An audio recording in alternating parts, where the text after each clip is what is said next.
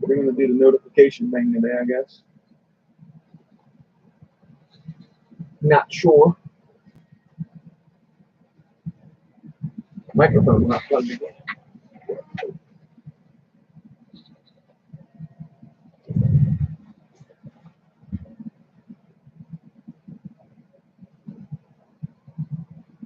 I think the mic's working now. Hey, is it working?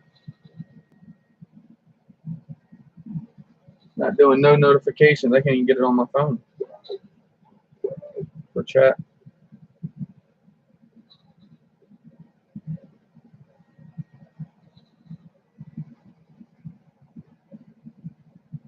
All right, I guess the mic was unplugged, so it might pick up this one.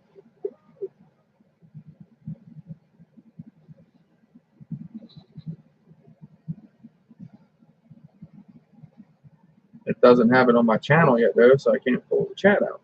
Oh, there it is. Okay, so we must have got notifications now. John C., welcome. Turn this on. Pause the.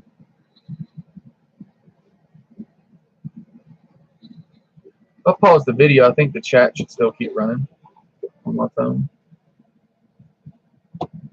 Okay, looks like it. Yep.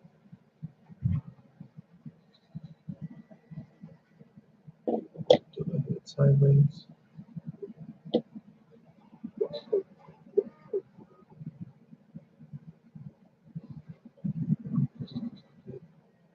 Cool. Thank you, John.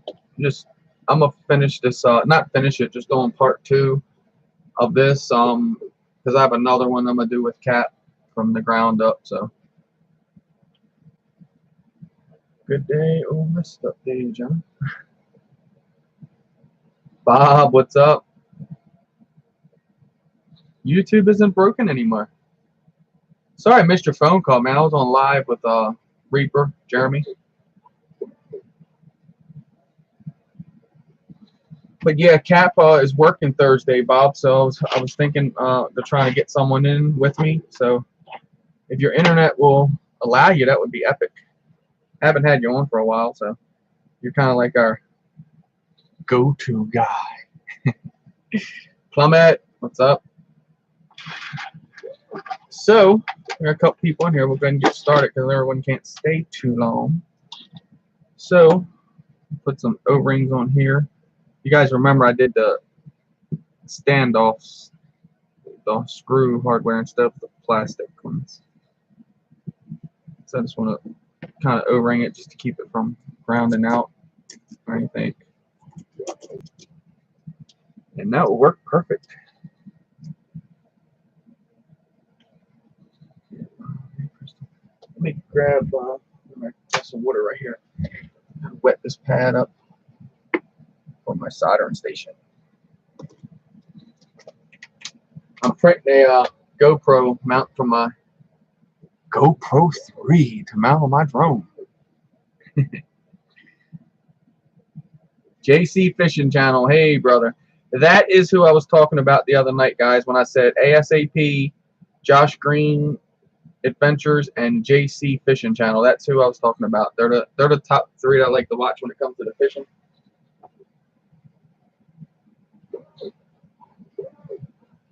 Welcome, JC. You're the one that does it with your wife, right? That fishes. That's the one. That's the one that's cool. She goes out there and really out fishes him all the time. With his fishing rod, I think. Yes, that's what I thought.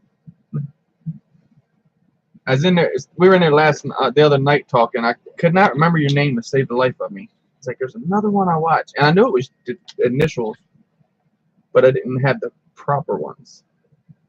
So you guys can see that. Okay. So let's go ahead and get these laid out here, and we'll tin these up. And you guys don't know what tinning means. It's just you put solder on each connection, and then you do your wire the same. So then when you go to bond both of them, you just more or less heat them up and weld them together. Basically what you're doing. I can also weld too, so Just don't think that would work too well with doing this.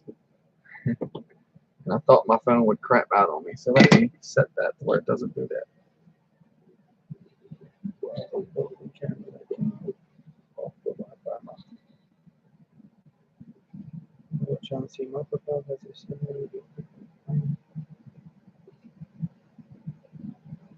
Oh, so your propel's not a, I thought your propel was like one of the toy grade ones. So you have like, is there a propel race one?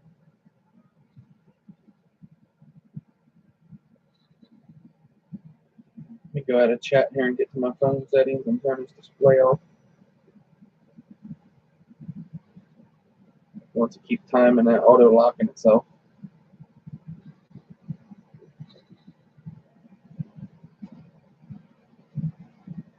There we go.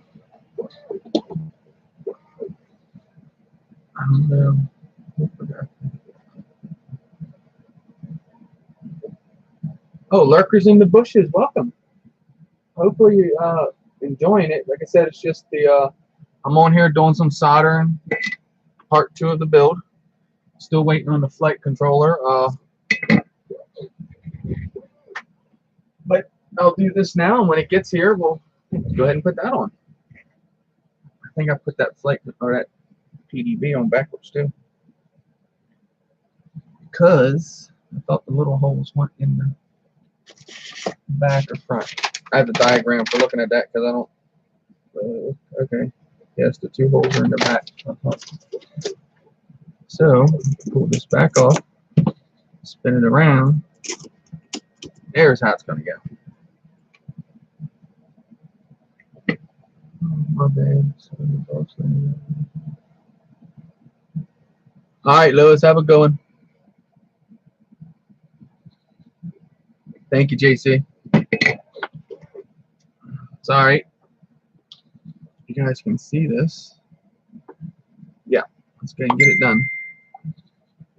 Now remember, when you're doing this, you don't want to take and just press this on here and hold it on there forever, because it will burn the pad off.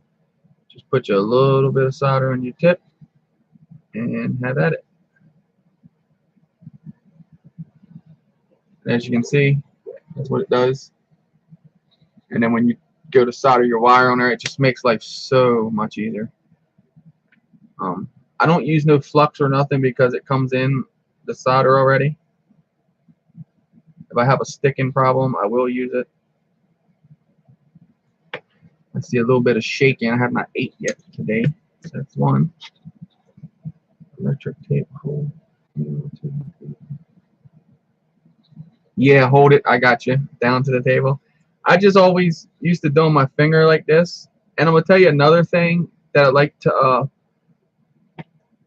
touch it for one reason. Because then if I'm putting too much power to it, too much heat, which I know I'm not, you know, because like I said, I got the gun set to perfect and all that. But I like to touch it because then I feel if it's getting too much heat into it. I know, call me crazy. But it works, especially if you think about doing a board like this and you're like this. If you start to feel that heat on this side, then you know you're putting extreme heat to that. So you probably want to back off at that point, because I have seen some boards that can take a lot of heat and some boards cannot take it at all.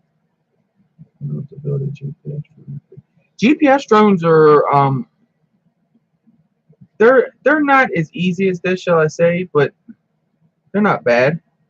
You just have to have a flight controller with the what is it, the compass and all built into it, which NAS 32 is a pretty good board for doing that. And then you just add your again, I'm losing here, your GPS module, and no, your barometer is what your board's got to have built in. And then you put in your compass and your GPS module. It's actually, some boards come with it already, like I said, pre-set up. You just solder. You see that there? You don't want that. So at that point, you just scrape across it. And if not, then you get out the solder sucker. See, if you just scrape across it, you get it right back off. And I'm gonna notch her up just a little bit more because I'm starting to see it stick as I go to touch my gun. We don't want it sticking. We want it just to be a nice, clean flow on there. And I'll double check down, make sure they're not touching. They're not. I'll also go through and I'll take alcohol and clean off those ends. Because when you plug it in, when you have all the flux all going across there, you'll see like little sparks and arcs. But if you don't overdo it, you don't have too much to worry about anyway. So double check all your work, be your worst critic. Always think something's wrong with it, and you'll see that in the long run, you're good. All I see is a couple bigger blobs on a couple of them than I did on the others. Go ahead and just knock them off a little bit. And touch them again.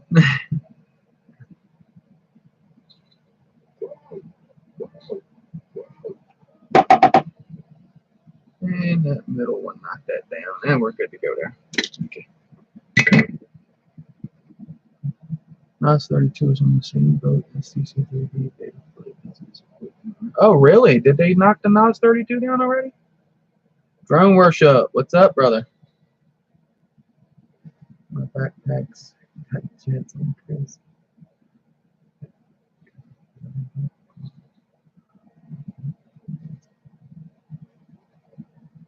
Finance your vet. Oh, you said you were getting into the fast cars. You weren't lying.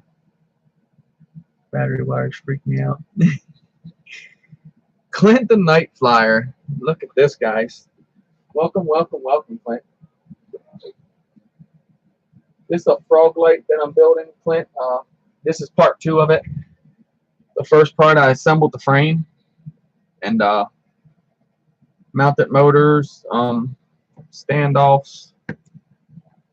Because if you guys don't know, I'll remind you again, these work good. I have the box of the plastic standoffs, but I was told when you fly all year round, the coldness will snap them really quick. So if you just, when I come in with my drone, I just come in like this and turn it off and let it drop. So they say that that will crack them standoffs. So you don't want to be using them in extreme cold weather.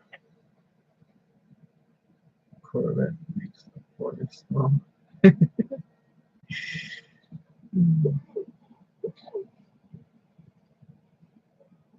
Check chat here.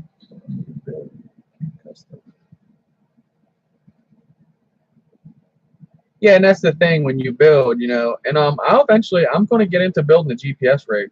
Like I said, I know a little bit about it. I think enough to tackle it. I'm not going to put a date on when I'm gonna do it. I'm gonna get my little skills up there a little more first. But from what I've been looking at, it is different, but not much different. Honestly, I might just go ahead and do it with this, the flame wheel, because I stole everything off of it again. So I'd like to do that. Put that GPS. That'd be pretty sick. Like take a couple miles out. Thomas, 60s Mustang to be exact. Dang. I don't know, Dan. Corvette, man. We're big guys, eh? I know me. I kind of have to pour myself in the seat. But fast. My little Talon was more or less like the broke man's Corvette. So, all right. So let's figure out wires. We're going to be nipping most of these away. As you can see, they cross over everywhere. So let's get out the way, figure out where we're going to be marking and cutting. And I tell you what, these ESCs, if you can see, they come in real handy on this frame because you don't have much foundation there. And those slim ESCs from New Ditsy, check them out. I won these off of Instagram. Or actually, I won them off of Facebook. I'm sorry. But yeah, if you can see, that is perfect for that frame. Because I was kind of thinking a 4-in-1 on this guy because of its, you know, no hardly any room. Because I don't know the other kind of ESC lane. I heard just a normal one, but it's not much wider. You'd only hang over just a tad bit.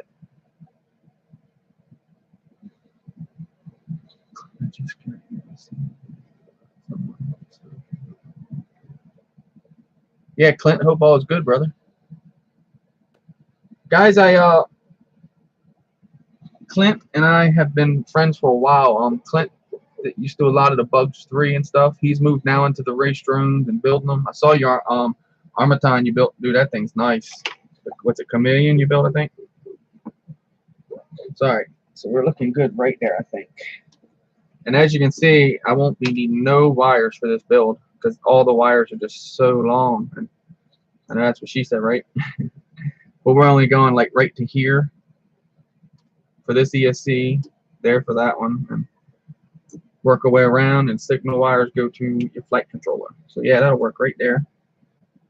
So I'll put my finger there, get my cutters wherever they're at. They're probably over here on the printer. They are. And whack them. And I give myself a little bit more.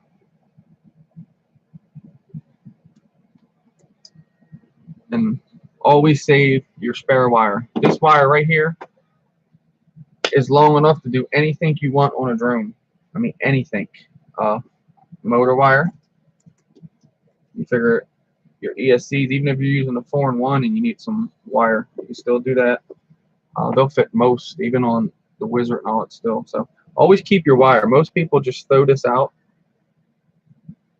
I'm a pack rat, so I keep everything. I keep like this much of wire just because I can add to it. And silicone wire is like gold to find and get a hold of. So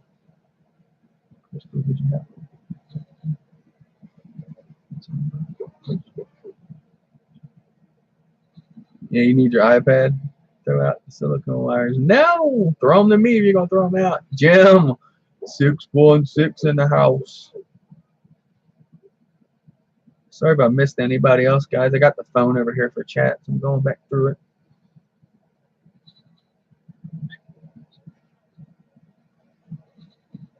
Oh, okay. So it is okay. So they're brushed motors, then, John.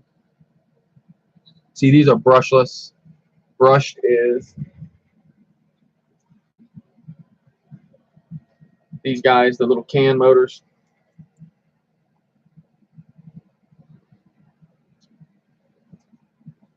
All right. Y'all know I'm a noob, so I don't use wire strippers. I use cutters to bare my wires. And note to self when you're doing this, hold this wire. Don't just grab that and snap it off if you do the way I do. You want to hold on to this wire because you can pull off from inside here. I've done it on the cheaper motors. These are hobby wings, so I'm probably not so much. They're probably nice and soldered. And I always get all the ends not frayed up.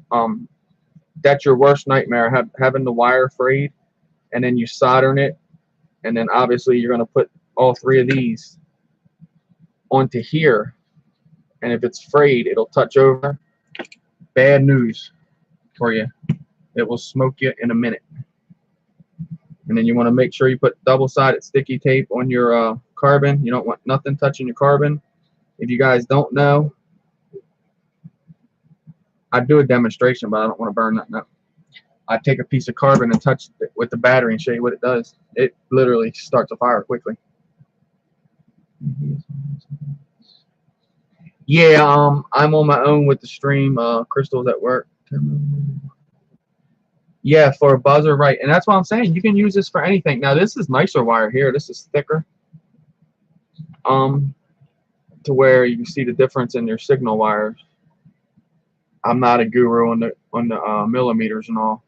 I want to say this is like 18 gauge, maybe 16 gauge. Okay, so it's marked. So, and this will be 20, I do believe, because it's that's much smaller. Yes, 20. So 18 and 20 looks like your basic, and then this guy's probably not. It says it, but these eyes ain't gonna see it. It says it too right there, but I can't see it. So small. But anyway, so let's tin up the motor here. Put on the wire. I know I can't read it. Smaller. These old eyes, and they ain't old. They ain't only 45. But if you don't know, if you guys, some of you guys might sweat and don't understand why your eyes are doing what they're doing after 40. the muscles in them start to get weaker. So then you know how we got to read things with our feet at that point, hold it with our toes, because your arms aren't long enough. You hold it way here to read it. I used to be able to read stuff right here. Now I gotta be like way off over here. And I do my just put the wires on. I'm going to do this one in beta, or I say beta. I'm gonna do it into BL Heli on the motor rotation. I don't do nothing with that on BL Heli. I always do it the old school way, and the old school way is, you guys know that, right? You know, so twist these wires on the outside and then run these straight, or vice versa. Normally I think it's these two that get twisted and you run these straight. But like I said, I'm gonna do the BL Heli thing on this because I want to be like Lewis and put on the Star Wars sound. Thought that was pretty cool.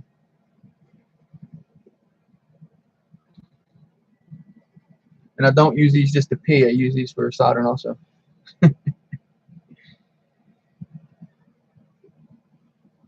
And my soldering's not the prettiest, but it works. Push it down on there. And I hate having too much on there because then it looks like trash. Told you, be your worst critic. Beat yourself up and down over this. Like, oh man, that's going to touch. I can't do that. That'll make you change things. At least it does me. I like to make sure all that's clean in between there, because that is where I ran into issues before. So then I'll give them just a little push like that, just so they got a little bit of play there. Then we'll get this guy to tape. A tape. Lost my scissors again. I lose everything. Crystal moves everything too. Gotta blame it on somebody. Where's the scissors? Here they are. Right where they belong. Just put them back. You gotta watch touching this on the back side because it is kind of sticky, and it won't stick to your frame at that point.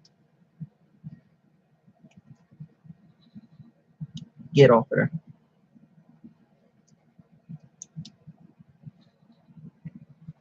Just trying to make me 4 pieces here.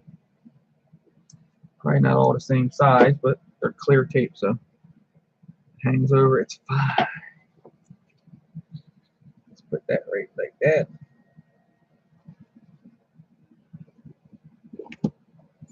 And then I always peel off the gooiness, which is always a pain. Ding.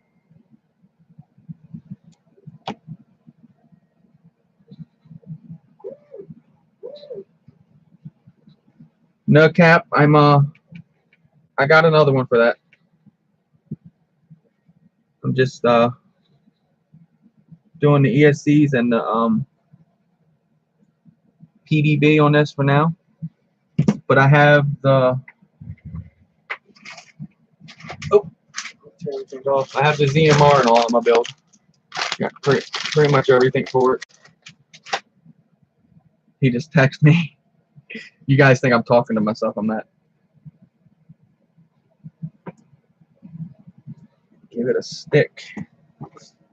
And that's one motor done. Well, not done, but you know what I'm saying, ESC and all that.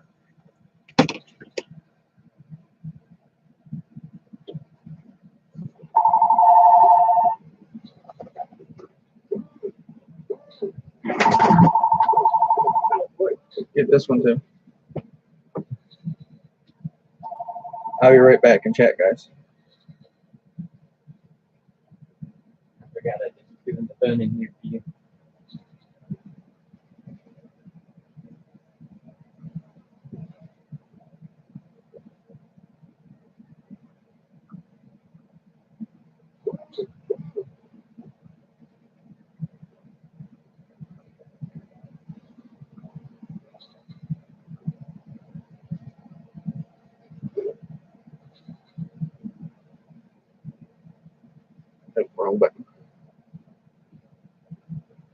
right.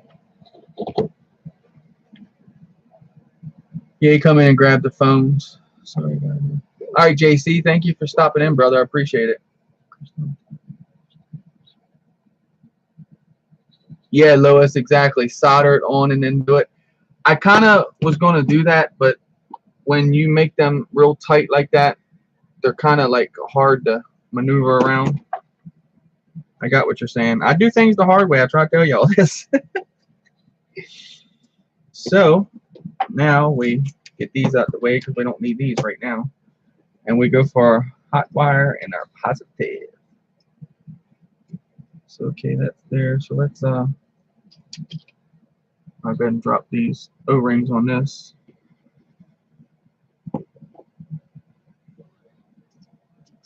And I'll put a couple of nuts on there and that'll hold that steady. As I do it.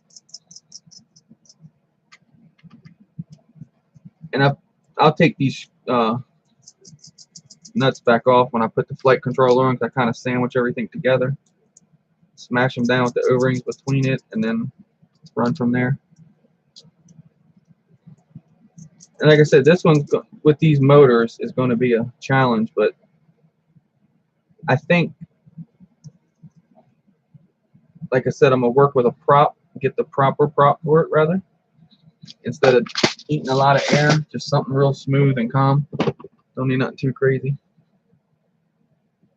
Mars, what's up? Mr. Crowley, welcome. Sorry guys, I'm on my phone on the chat.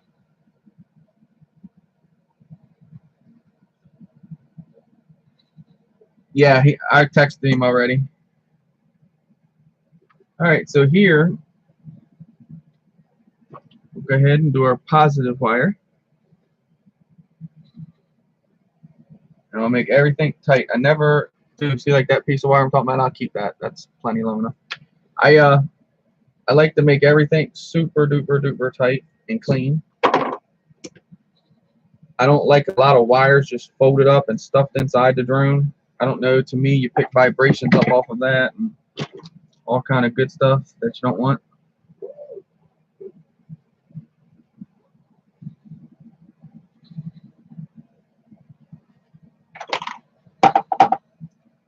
And let's solder it on. You guys are still in frame, I hope. Yep. This camera, the only thing I don't like is it does do it from way up above. So let's go ahead and solder that on there.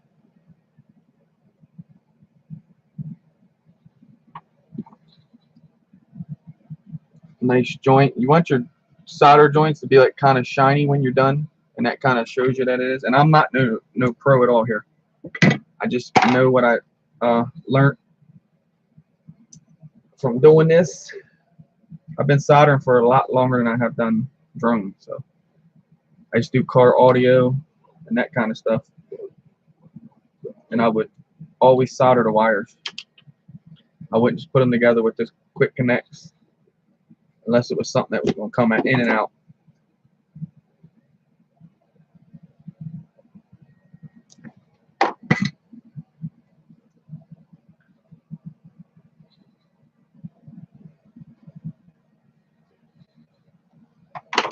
Right.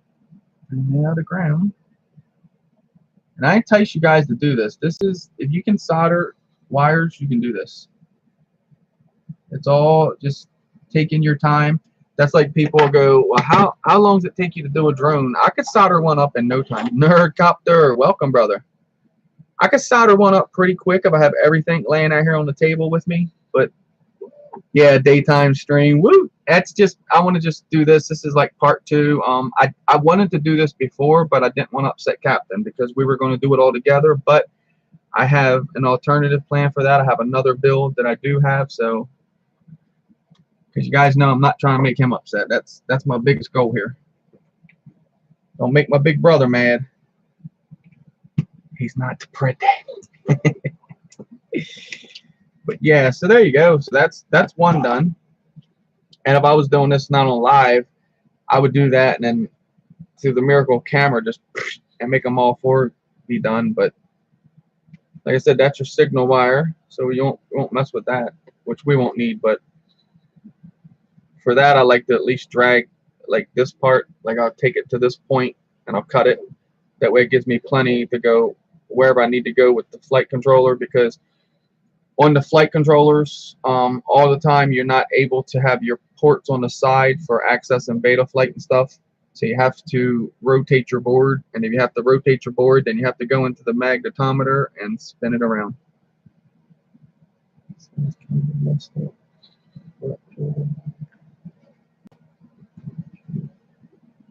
Dang, Bob, so your schedule's winding down now. I heard there's life on Mars. Yes, there's life on Mars. That'd be cool if Mars was going to the Mars trip, huh? But then we wouldn't see him no more. Well, he could live stream from Mars, I guess. All right. So, okay, we got that one done.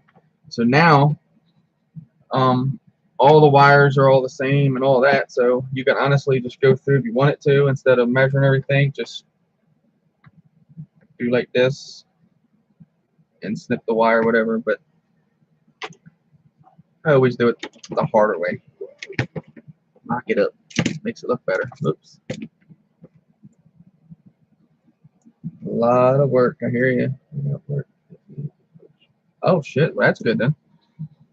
Normally you slow down major in the winter, right? All right. So we're looking at there. So we'll get them right here.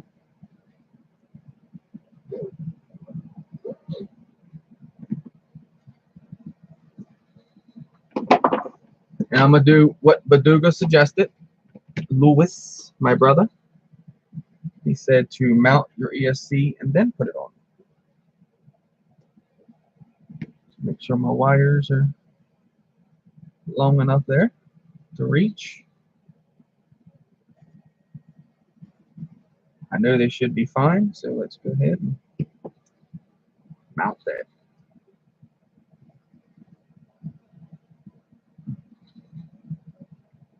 And we'll put, oh, this piece stuck to the mat, so it's still my stick. We'll put the sticky side down. I can get this tab off here. This is the only problem with this 2-way tape stuff, which I ain't gonna do that. We'll just stick it on anyway. See you guys. Thank you, Clint. Thanks for hanging out, brother. Appreciate you stopping by. Yes, tonight, Honey Lulu is going to be dipping my ghost drone on Crystal Justice's channel on Wacky Wednesday. It is an E-Hang ghost drone. If you guys follow my channel, you know that I took and made it into a flyable drone with the transmitter. So now it is getting an awesome paint job. This stuff's terrible to peel off. And I keep a little bit of a fingernail just for things, but this is still difficult. I guess that means the stick's good, huh? If the backing tape's hard to pull off of it. Likes the sticky mess. Mars, that was cool, that little whoop session you go to. That's pretty sick. Alright, so just gotta make sure you're down far enough when you're doing it this way, though. Alright, stuck. In time to peel the wires back. See, like I said, I gotta make sure I get in there and hold that wire. Or use wire cutter or wire strippers, but I can't do it with that. You see, I struggled with it this way. Makes it too simple.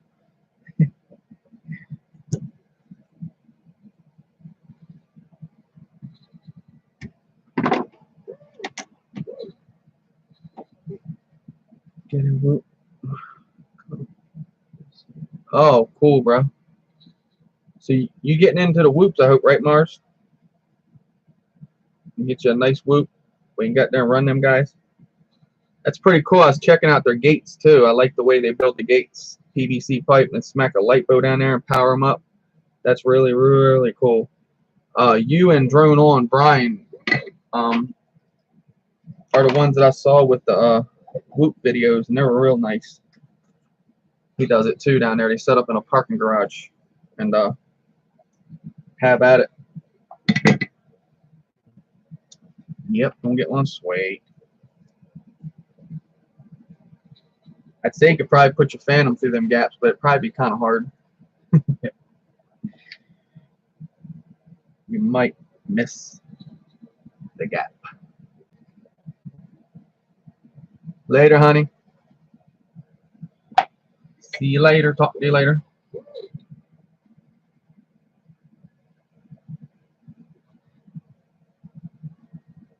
I guess time is really moving on here.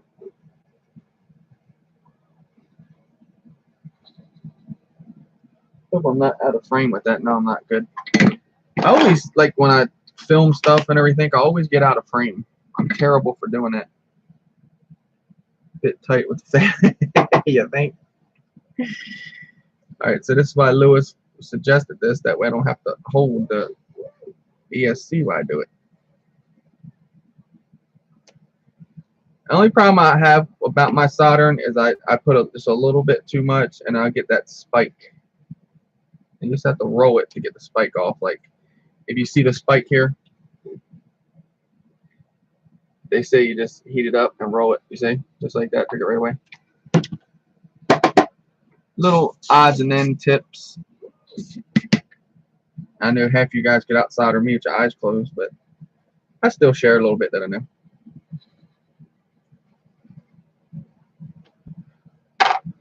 Look, like nice joints. I think looks good. Everything's, yep. The thing I don't like is there's a little tiny bump right there that I need to get. There you go. And we got a little spike right there.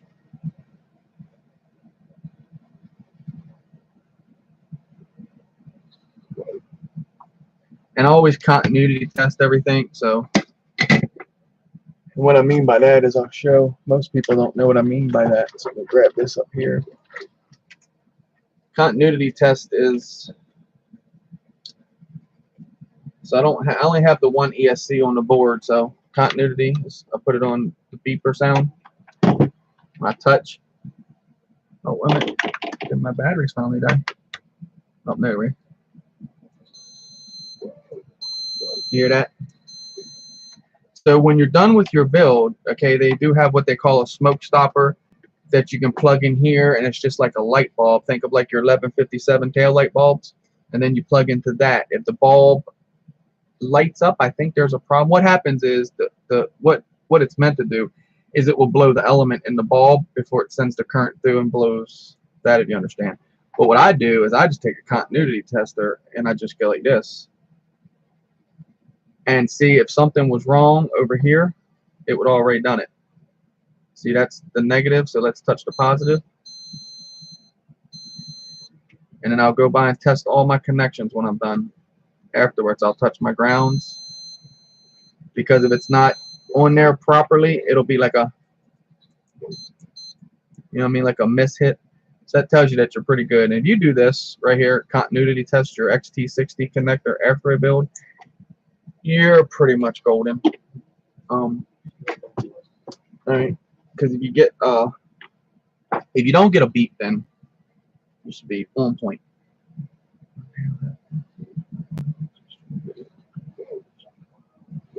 Awesome, John C. I was big into them toy grades when I first started out. V3 Ghost. Yeah, Bob, that's going to be awesome, dude, because I caught the 3.0, and now it's going to have like an awesome paint job on it. So it's definitely one of a kind now. Like, people could put, you know, what I've done to it, and a couple people have. They reached out to me and asked me what I used, and I told them, I said in the video, I either give you the build plans or I could do it for you. So when they kind of call me and kind of get the build plans, like they're going to get me to do it, and they just don't send it, it's like, You really didn't hurt my feelings there because I told you I'd help you build it or with the build plans. Meaning I'll tell you what it all is. Now tuning, when you go that route, I'm not with you on that. I'll let you figure out your own tune. I figure you probably won't have no problem doing that for the ones that's done this, because not to be cocky or ignorant, but you should have thought about that at the beginning. Not saying I have to do it, but it's when you call me and waste my time is what upsets me. Okay, ground wire. I like to cut it and have them nice and tight. That way you don't have no wires. And that's why when I when I weighed this the other day, I said this will probably be coming in much lighter because all the wire on it. You guys know wire will cause weight quick. Y'all see that shaking there? I ate nothing today. Basically, yeah, basically, if you look at it that way, John C. And multimeters have been around for a long time. I mean, that's the thing. It's such an easy thing, you know. If it pops, you know, or beeps or whatever, then you know to go through and thoroughly check everything. Now that does become a problem when you do get a beep. I did it on the flame wheel. It just, the ESCs were not acting right, and I don't know if they were shorting out or what, but I didn't use them at that point. So put inside our ground wire.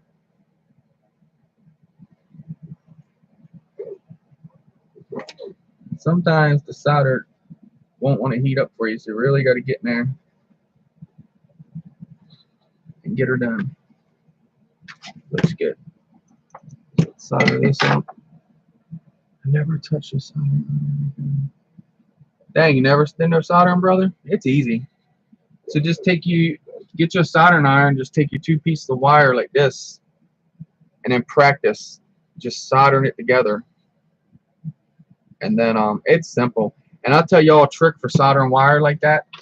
It's hard to hold both pieces of wire. And helping hands I have, the ones with the little clips, it's hard with them because it's hard to get that wire together and keep it together, right? So what I do is I'll take my soldering iron and I'll lay my soldering iron down like this. I'll touch, you know, tin the ends. Get a nice blob of solder on there. Make sure you guys can see this. And then I'll take the wires like this and just solder them together.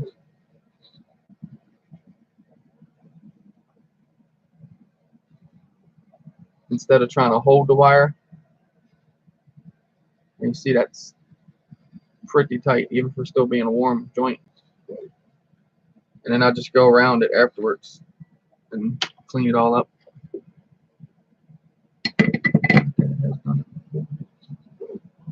Oh yeah, if he did arcade machines. He definitely show you a lot more than I could. The tiny soldering is the fun part. When you got like let me see, I don't have nothing. I don't have the flight controller here, but on your flight controller, I have little white JST connectors,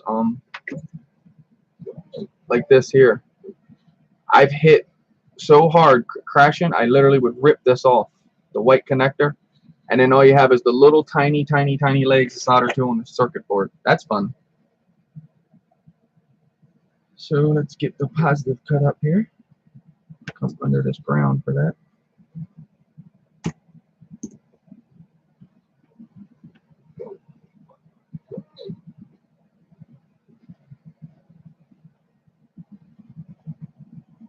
And I got a wing and all that I want to build, hopefully this winter.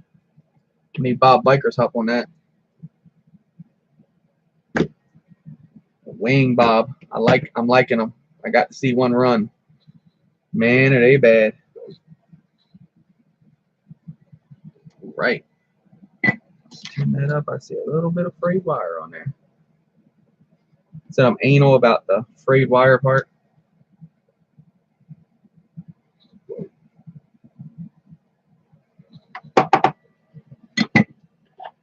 Just a little bit. Get it off of there. That way you don't have no mishaps at all. And if you guys are looking at this PDB and thinking that positive wire is too close to this, It probably is. It's but that's the thing. This is a positive and positive, so you don't have to worry about it touching. You're not going to do no damage on it. In other words, but you don't want your positive and your negative touching. That will cause problems. It looks good there. And see, I'll show you guys what I mean on that continuity. So take let's just take this wire for instance, and let me fray it up here. It's got that solder on the end, it won't do it.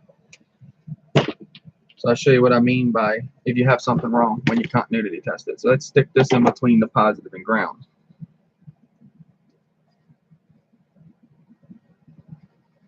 If we can get it to stay in there. How solder do I have to? Alright, so that's in there now. So if I was to take a battery and plug this in, we would have smoke. So the continuity tester, also called my sniffer, will sniff it out before it happens. So now let's test our XT. Let's say we got the whole build done and I'm going to continuity test it, right? You see that? That instantly tells me something's wrong. Move that wire. We're good. So that's what I mean by you'll get that beep if something's wrong, and that means you got something positive or negative touching. Ryan, RDFPV, what's up, brother? I actually have Ryan's bird here too, guys. Slowly getting into that shell. It's got like 50 some screws in it. I have to take his bird apart. I did get his camera working. Actually, your camera's right here, Ryan. Wire, told you, little terminals, so that's gone. So I can hook this to my bird now, and it works. Just when it comes on, it looks downward to the left. So I got to go hook it to my bird and then go in and GUI it and then calibrate the gimbal. But his bird is not showing no power underneath, so I have to go into the bird and figure out what's wrong there. So there you go, got that side done. Starting to look like something. That's why I like to do my wires, just kind of like to keep them tight. I could have probably made these much tighter. I'm seeing that now. Told you, be your worst critic. I am. I beat myself up bad when I do things, but when you're done, it's all worth it because you make sure you do everything right. And just like here, soldering all these straight onto these motor heads. These motors are going to be all turning in every direction. Your motors always turn in different direction. You can buy a brand new motor like this and put this on, and it still may turn in a different direction than what the ones on there. The way they wind the stators. If you ever notice, the stator has 3 wires, so when they start winding them, it's hard to figure out which motor head is right on. It doesn't seem. Oh, it's like soldering capacity. Yeah, and the main thing with soldering when you're soldering stuff like this is the heat. Don't overheat things. I got a flight controller that is a beautiful flight controller, DYS F4.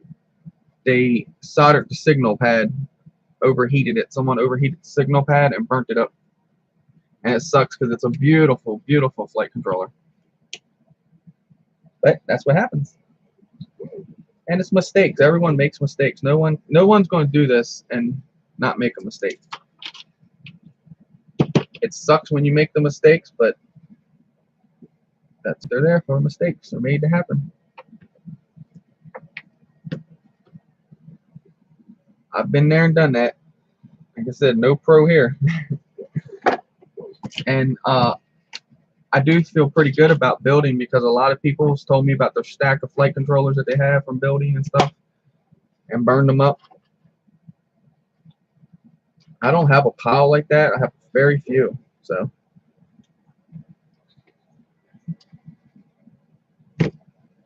my handle's about shot on these things.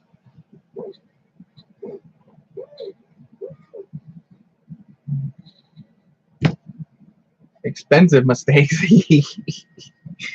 Yeah.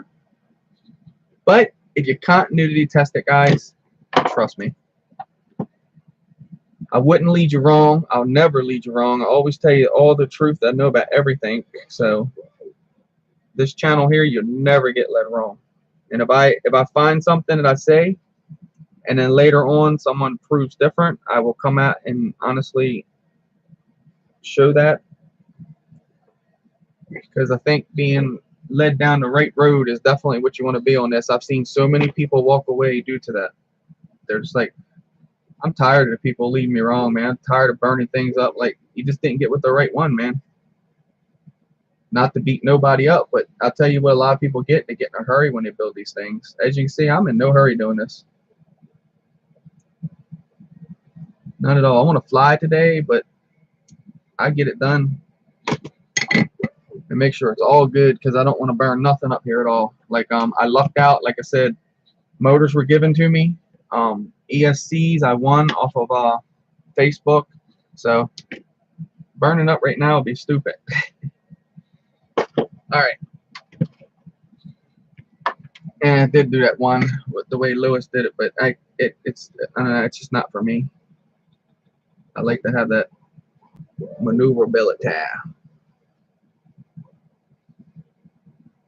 And as you can see, it just goes so much quicker this way. I got fat fingers. Oh, we're off that solder pad there. Now that one I'm going to have to use the tweezers to come off the soldering pad. Get over there.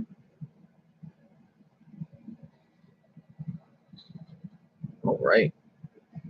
I see a little piece of solder in there that wants to touch.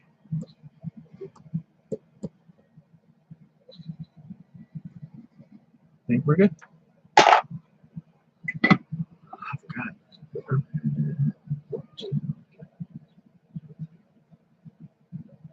Yup, exactly, Nerdcopter, and that's exactly what they do. They turn around and they just take and hide your comment, and then you'll tell people, yeah, man, I was over there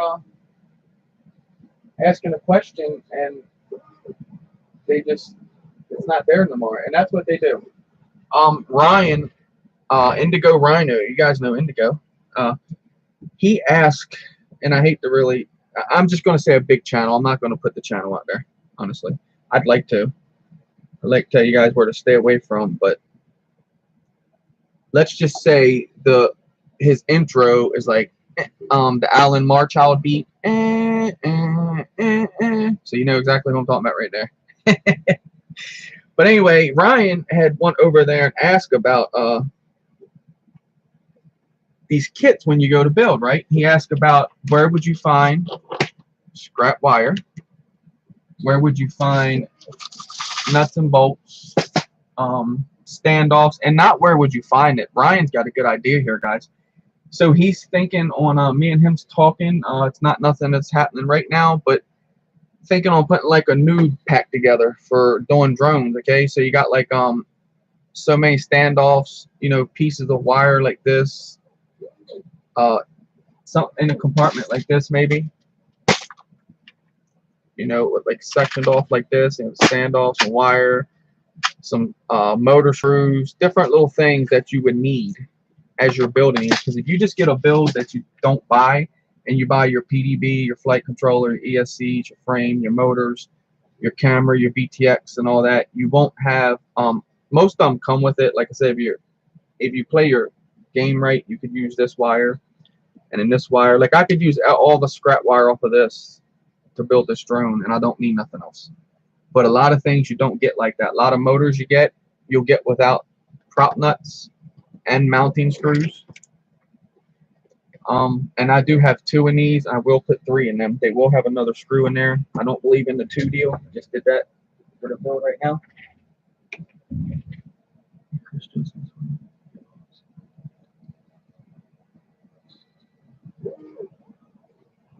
I will, Ryan. Dude, I will definitely test fly that thing. That way, when you get it back, man, it's all ready to roll, and I know it's ready to roll. That way I don't have to sweat you getting it and something not firing up or something. I'll make sure it is on point. If you guys look at, here's what I tell you about the joints. If you look at these joints, they're cold. You can see how they're like dull looking.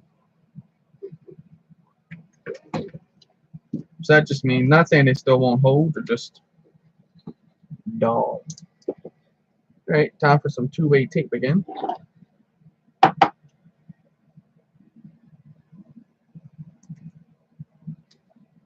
this stuff is sticky. It holds up to 30 pounds. You guys are wondering what I'm using here. It's this stuff here. And on your VTX and all, you want to, that's why I'm doubling up on the ESCs. You want to kind of do this on your VTX and all, but you want to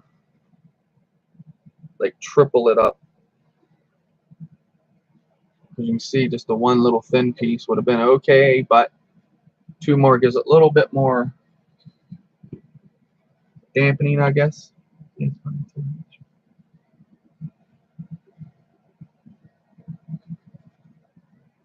Right, Nerdcopter, that's exactly what I was thinking. And Ryan Indigo, like I said, we were talking.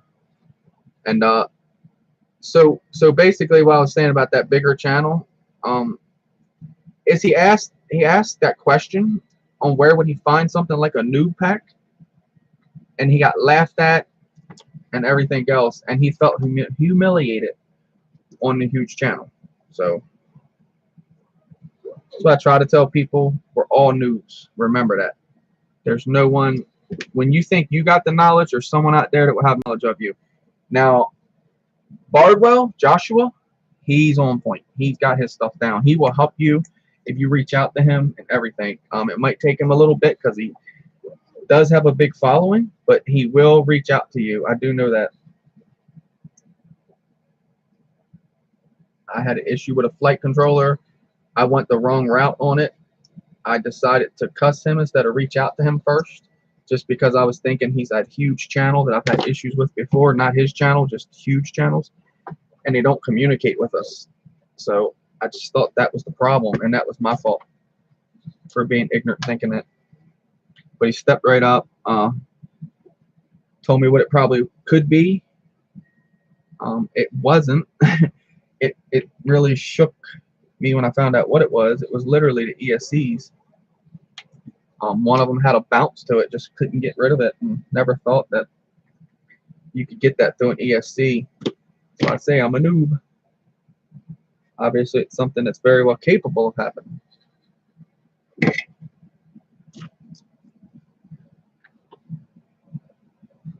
But then again, too, you know, Nerdcopter, with all that, you would definitely, if you're, well, I get if you're not going to get into building, like, I want to build all the time, to be honest with you.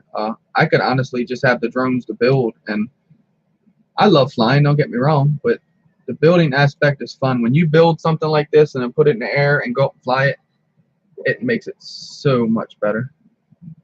It's like, instead of just building it, and then if you build something for someone else and they go out and fly it, that's cool too. Like, I built Silky Sally Dronography. If you guys don't know, check him out. I built his Silky Sally for him, and that's amazing to have someone else fly something you build and then tell you how great it is. That's really cool. I'm not having a problem with this ground here, but I'm gonna melt it on there, like so. You see now how shiny it is? That means it's ready to roll. It's basically just flow in the joint. You can see that positive shine right up. Basically, the solder don't get to the perfect temp, and it just does that. Indigo, look at that, talking about him. It jumps right in here. She only wants me for my pimp juice. Nothing but my pimp juice. I ain't gonna sing. Y'all all leave in. I'm not doing this to try to step on no other channels or nothing like that. Just was kind of raining here today. Thought, you know what, this would be a good day to do this. I was going to wait for this with Cap. He's building a Martian 4, but I do have something else to build with that, so I just went with it. Hope I didn't upset you there, big brother. Don't want to do that. Come on, get in there. So I mean, sometimes I think it's just the solder that's different on some things. but you'll go to re-put solder onto it and it won't work. This PDB actually I'm using come from Night Train Mike. He sent the package one day and he threw it in there and it was already, he's used it. Oh, it don't bother me. It seemed, I want to say, yeah, I had this on my flame wheel and everything worked fine with it. So well said about noobs. Yeah, Jim, we're all noobs. Always remember that. Never, ever, ever, ever. If you ever see anything on my channel when I'm trying to just like share what I do, I don't know. Like I do know a little bit about these things, but I'm no pro at all. So when I'm like sharing my advice and stuff, that's just like what I've learned. I've literally put my hands on it, learned it. If you get what I'm saying. I don't like to do a lot of and that's where you get in trouble in this game. A lot of people watch other videos and they try to pick up what they're putting down and they just don't pick it up as good as they're putting it down, or they're not putting it down as well, if you get what I mean. So that's why I try to just share what I know. And like I said, I'm no pro here. I'm a noob all day long. I always will be a noob. I do this because I don't have money to go out and buy it, to have someone build it for me, if that makes sense. Not saying someone, I mean as in like a company or whatnot, because we got a lot of brothers out here that will help you out and build for you. I'll build for you, no problem. Send me the stuff, let me know what you want done, and I'll get her done and get her back to you. And I do it just like I do mine. I wouldn't skimp nothing or anything. I would literally do it. And I think this gun is cooling down for some reason, but you got to expect that when it gets cooler out too, I guess. It does feel kind of cool in here. That's why my printer, I got the door on it today. It does feel kind of chilly in here. And then like your PDBs and ESC, most people do turn up their heat on that anyway. And you can do it and still be careful and not touch, you know, overheat nothing. You get what I'm saying? Like that continuity, it works, because if you see those are close joints right there. They don't give you much room to work with on these. But, and I don't like that honestly, and I won't leave that like that. I got it. There's got to be a little bit more clearance in there for me. I just feel it. Interactive DNA, Nay in the house. What's up, brother? You see me doing some of my work here. This is the Froglite. This is part 2 of it, just mounting ESCs. I'm waiting on the flight controller. I already had the flight controller, but I had a race flight one, and I kind of just want to stick with beta flight, so he said get a better VTX. 600 milli. This is the Pyro drone. Hey, this is clear, believe it or not. You can change channels on it. Doesn't have a digital display, but this is clear. But the only problem with this is 600 milliwatt. So when I go like fun flying with everyone, it wipes them out. I can't fly it, so I have to fly it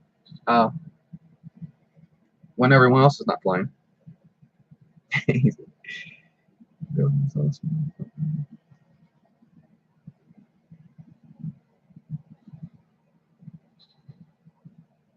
I hear you, Indigo. Awesome, ain't it, man, to build. Awesome, awesome, awesome. Yeah, I gotta crank this up, get that joint a little bit more. Clean that tip up. Get in there. I don't like that being that close. End up redoing that joint.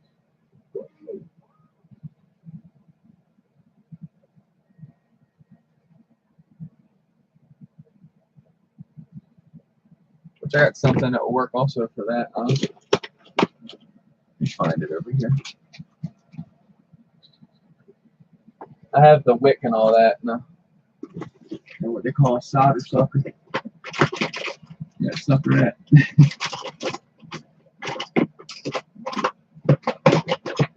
I lose everything. There it is. That's a solder sucker.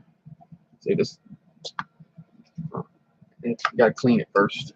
The best solution is I know, Nay, and I like to do that because, like I said, building them and all, like the helical and all, that looks, like I said, looks like a nice antenna, and it looks like you could solder it together yourself with no problem.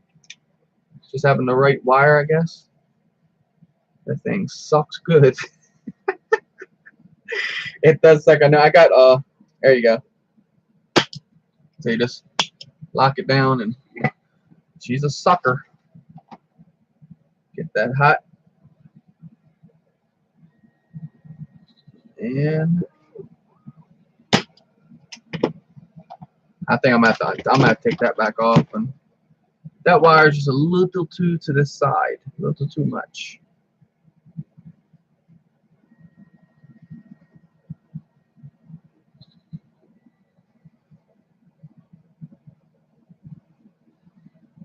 I might have to wick that.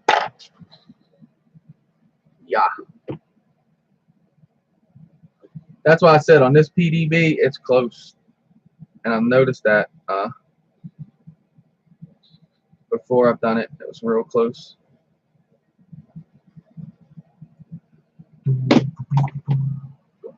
On time 74. What's up? Your son is a beast on Black Ops 4. I was telling Ray that, man.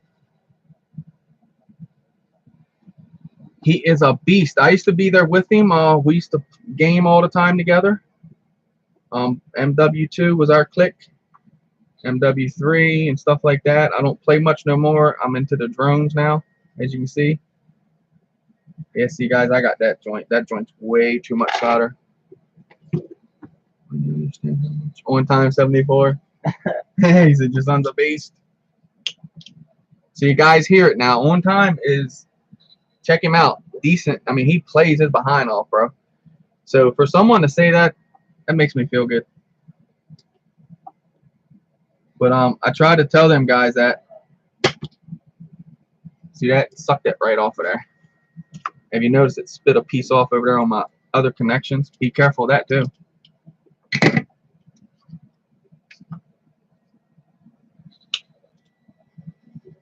Yeah, guys, check him out. On time 74, man. They do Black Ops online play. The other night, Ray Smith, you guys know our brother Ray. Ray watches On Time 74. Or I'm not sure if he's friends with him or whatnot, but anyway, he's like, "Hey guys, check out On Time 74." And I was telling him how Russell plays, and he's like, "Man,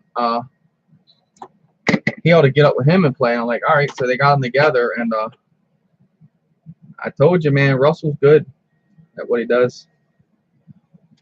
I was telling everybody that On Time, and they're kind of like, "Well, I played some Black Ops." I'm like, "Nah, this kid is like just crazy with it."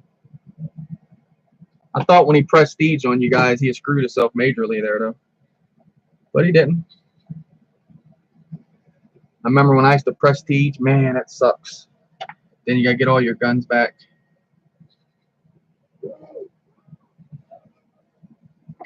All right, guys, I think we're good to go here. I think I got this.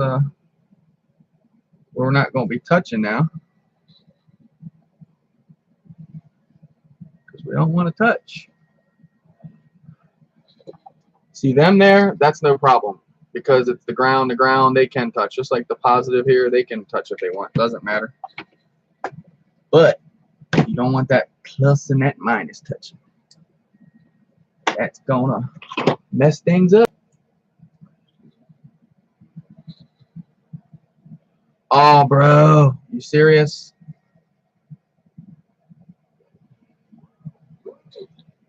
Guys, what Interactive DNA is talking about? Steve, what's up? Southpaw Drones in the house. If you guys Nay, Interactive DNA, man, he is a boss. This guy knows. I know a little bit about what he does, but I just don't want to put it out there. He is epic. When he says the intro, you guys, he says mine's next. Wait till you see the intro he does. I already know it's going to be something out of this world because that's what his intros are about.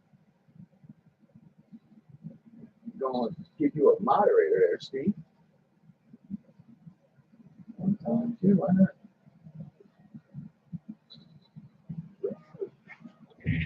I have to check that one out. Now, you said RC Shim. I heard of him. RC shit. I like how he did the rotor geeks, and then you come out and go, yeah, I was drunk when I made that one. On JJ Rotor Geeks, guys, the drone comes off his back, and JJ's like all stumbly, like he's just had quite a few. And Nay says he was drunk when he made that one, so that's cool. Was you drunk, Nay, when you were flying the Dragon and the old lady caught you with the broom? I'm thinking you were, because you're a better pilot. You would have got away from that broom. Nay, see that, guys? That's much better through there. You said get a fingernail through there. So I said, be your worst critic. You definitely will get further with doing that. Beat yourself up. Tell yourself, man, that's going to touch when you get done. That's ugly. You're doing that on camera? Nah, that's not acceptable. That's what I do.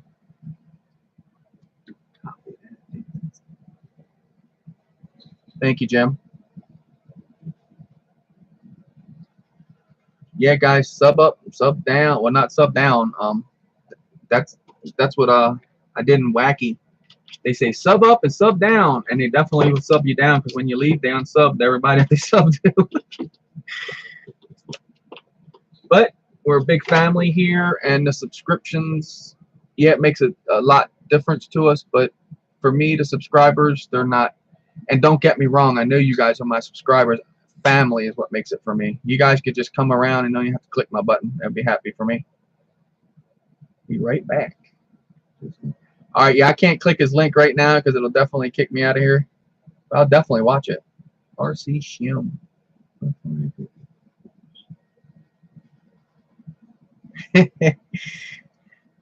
Yeah, I hear you, brother. I'm with you on that. So I would down my drone too and let her whoop on it. Thank you, Steve.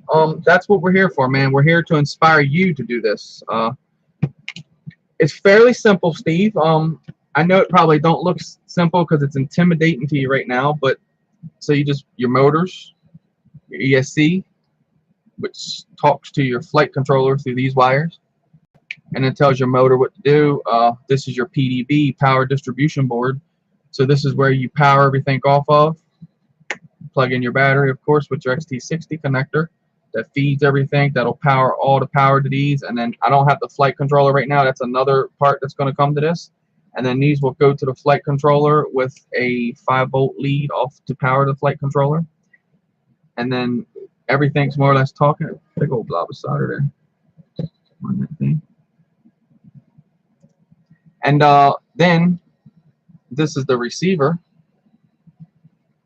which will be soldered onto the flight controller through these here, if I'm not crazy, S-bus, positive and negative. And that's what makes it talk to this guy. And then that's when all the sweetness starts. That's when you go out and test your skills. Where are you using the PDB? To get power. I don't, well, wait a minute. You asking why am I using the PDB? Is there? Are you okay? So you would probably use this then, Nay, the other one, and supply the 5 volts. Where's it at? I got one somewhere.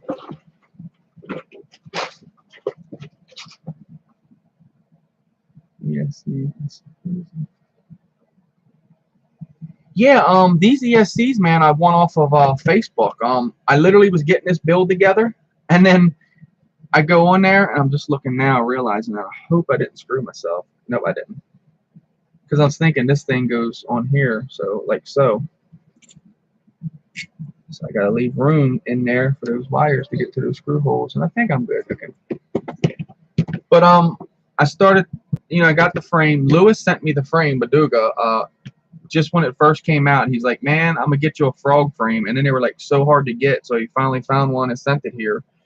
As fast as these guys go out, they literally get bought. They're literally like that nice of a frame. Like I said, that's what it'll look like. If you guys don't know, get my camera out of there. Nay, you can recognize this, I think. I know what you're going to say. I already know what he's going to say.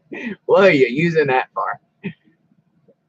But a lot of the stuff, guys, that I use, I got from Chris Riley, and they used to, I'm going to say it, sponsor Chris Riley. It sucks. Didn't I tell you he'd say that, guys? Didn't I tell you? Nay. But what I like about this build is here, I used it because of the blue, obviously. And it to put a micro on here, it would look weird, different probably, but the weight would be amazing difference.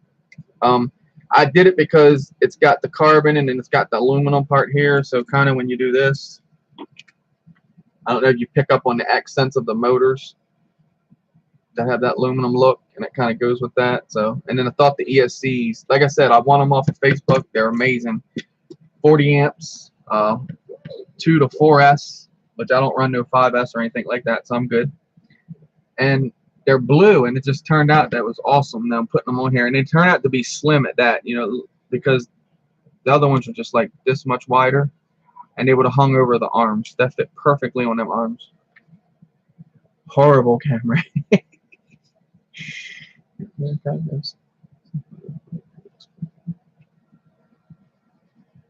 Butterflight is okay. Butter beta, what am I looking for? Butter beta and clean flight. They're very similar. I do nay, but I didn't have money to buy one for one, and for two, individuals, like I had one 4-in-1. I had the let me think, HGLRC 428 stack. Man, that 4-in-1 burnt up like instantly, and it was on a 3-inch. That's why I'm kind of nervous about the 4-in-1s, because if you burn up one, you could still go to the arm and put one on, but that's not me. I'm not that kind of guy. If it burns up, I'm the kind of guy to go out and get a new one. Nothing wrong with it if you do that. I'm just like, to me, my brain wouldn't work right. It goes, okay, I see one ESC, where's the others? But that's how you can still make it work. But yeah, I like the 4 individuals. That way, if one burns up, you just replace that. I get it's much cleaner, and the 4-in-1s would have been much cleaner, because then I could have just took this, run the wires over there, and like so. And this is what he's talking about, guys, if you guys don't know. This has a 4-in-1 ESC on it. So you just have your wires on here. So then you solder all to your motor heads here. Yep, that's the Dark Max. Furby Dark Max X220. Star Cop, welcome. Stop in. Got to go teach. That's right. Teach them, man.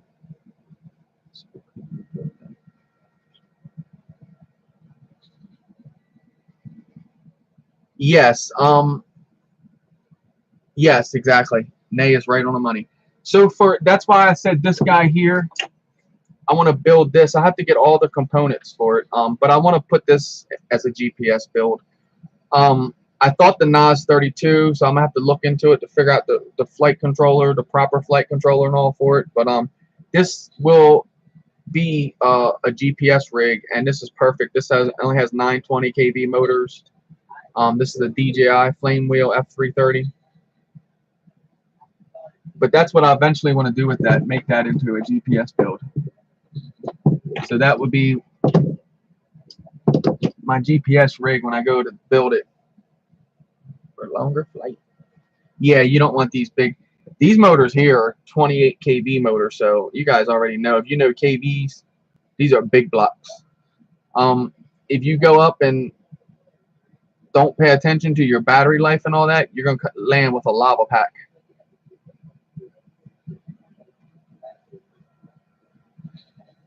Nay, I don't know. It's the 428 stack. It's the same one that Chris uses on his XJB 145. Turns out that the 438 stack is the bulletproof one that Ketchum and all uses. Or is it Josh Ketchum that does all the reviews and stuff? I think it is. But it turns out that the 38 is the better one. I had the 28. That's $100 stack though, and it just burnt the ESC out of it, man. It's sad. I sent it to Chris anyway. He's able to use the flight controller on his 145 and stuff, so we still got a little bit of use out of what was damaged. I kept the VTX for this guy. I need a 20 by 20 stack, and I'm broke as hell right now and can't get it. But I'm looking for a real cheap one for this. I don't want something that's going to burn out on me. So that 428 stack, I just took it out and gave it to Chris. I kept the VTX, so I do have a VTX in here that will work with any other stack. They have a Lewis has been telling me about it. It's a Mamba, I think, what they call it. It he's looking for it in 30 by 30, but they do have the 20 by 20 out. I was thinking on grabbing a hold of that. This is a nice little frame. This is the Nuditsi FX3 Nuditsi motors, 1407s, 4100 kV, brand new, never been flown, everything brand new out the box. And when I burnt that ESC, that's why I was going to replace the ESC on that 428 stack, but I thought, nah, it's not the way to do it. So I'll get a 20 by 20 stack for this, and this will be a nice ripper. And now that I'm into the Tyrannus, it makes it so much easier, these little receivers, to fit into places on like 3 inches, because you kind of have the bigger ones for like Fly Sky, they're like that big. They're hard to fit in something like this. So then you already have to use the micros. And I don't like using micros because you get dropouts.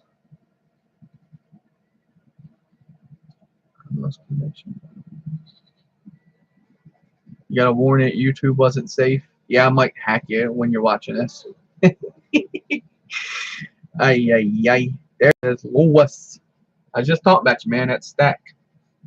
So I did do it the way you did, Lewis. You said put the two-way tape on and then do it. I did do this one like that. That's crazy. Look, YouTube is not safe. Well, there you have it. YouTube ain't safe. Sounds ominous. It's fun, Steve. You have to do it, man. Don't have to do it, you know what I mean? But you'll love it. And then just think, you won't have to go out there and truck it. Listen, truck the truck. Jump the truck. Check out Southpaw's channels, guys. He's out there jumping a RC truck amazingly. That thing, when I saw, that's his last video I watched. I didn't get to ever watch more, but that's cool. Jumping that thing like that. Reminds me when I had my Nitro Stampede and I used to launch that thing.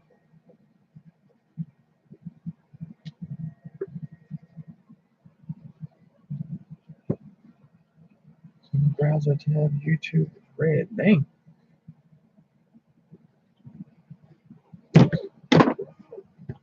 They know you a bad person, Lewis. No. I'm kidding. Huh? What do you mean spaghetti? The spaghetti From last night? The night before. Oh no, it's fine.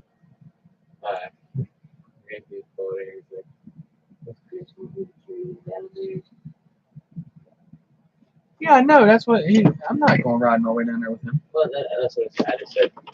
We wanted to like save That's a long ride. I have to to drive. save up for it for like a trip. Right. Because he could call it and I answered and hung up on me. What are you gonna go? This is number. Then he called us over and was like, hey. You tell him you hung up on him? Yeah, I was like, I'm not bad. I was like, he's live right now. So I just clicked the button and I was like, oh, shoot, that was clear. I didn't call him first. Appreciate that smallest cut in patterns.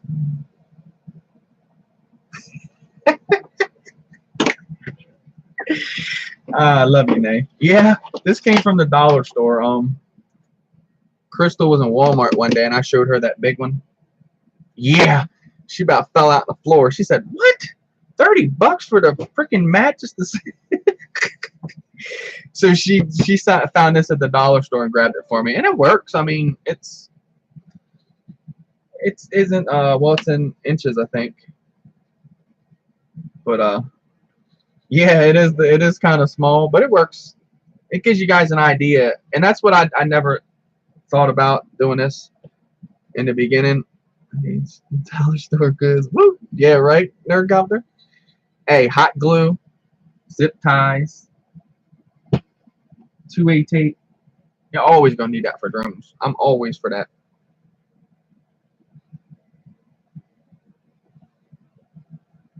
Pay $1 and you get 1 centimeter. Oh, nice, funny. Yep. Hey, it goes to show. Get what you pay for. Now you guys know I do everything on the cheap. Sorry, I know how everybody's budget is, and my budget's about the same. So I kind of do everything on kind of the cheap to try to share the idea and all that. I'll eventually get one of the big, huge guys. I have 2 or 3 drones on the mat at one time. All right, we're gonna have to do that.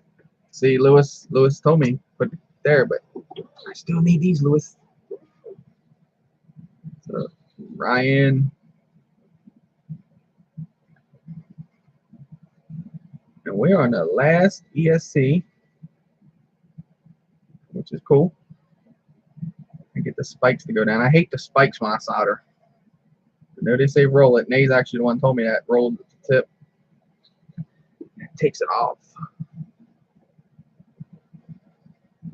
So that's good to go. We look good. All good. Nice.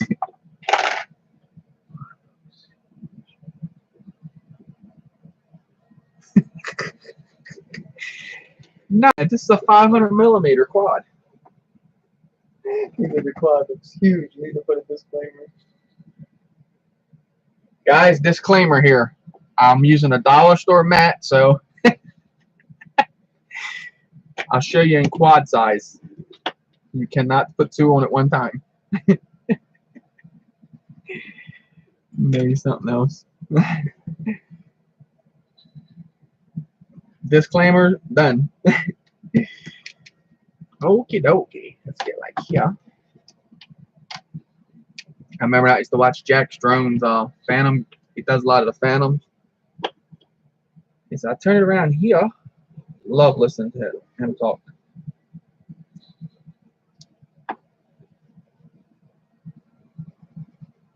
Go away and get someone's fingerprints if you need it. Hey man, touch this tape here. They just gave you the fingerprints.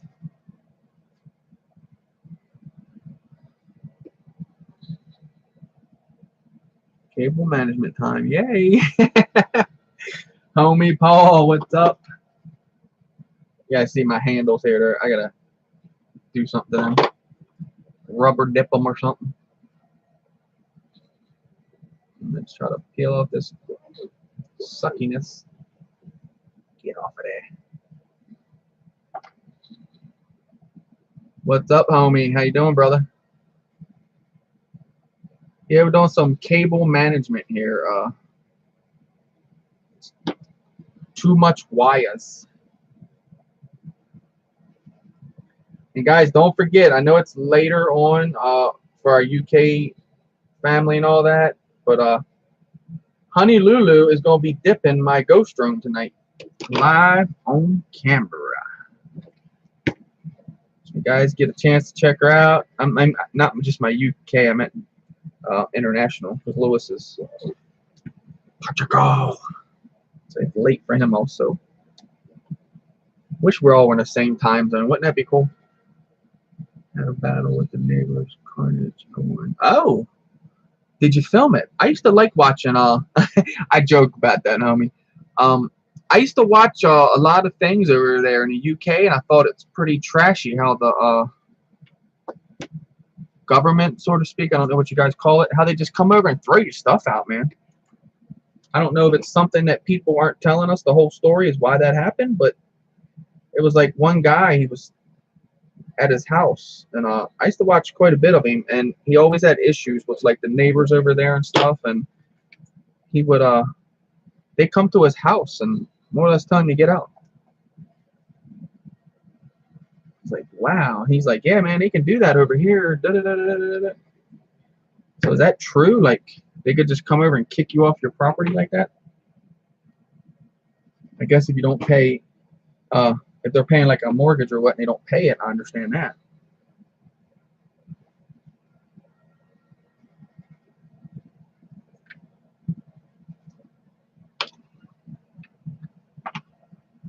Did I sound like you were kidding?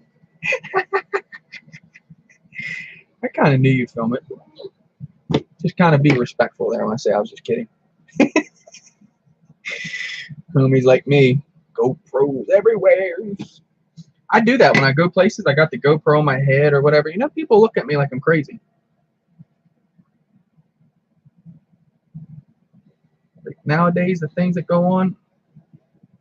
One night we were in Walmart and the lady was taking forever to open up the electronic lanes, you know, that don't have the cashiers. I wish I had my GoPro that night. I was literally getting stupid with her. She's like, I'm coming to open them up. I was like, yep, so's Christmas. But yeah, it's terrible when people act like that. Guess it's terrible when a guy pulls the camera out too, but think about it before you act that way in public. Ed, love my drones. What's up, brother? How's the Batman working out for you, bro?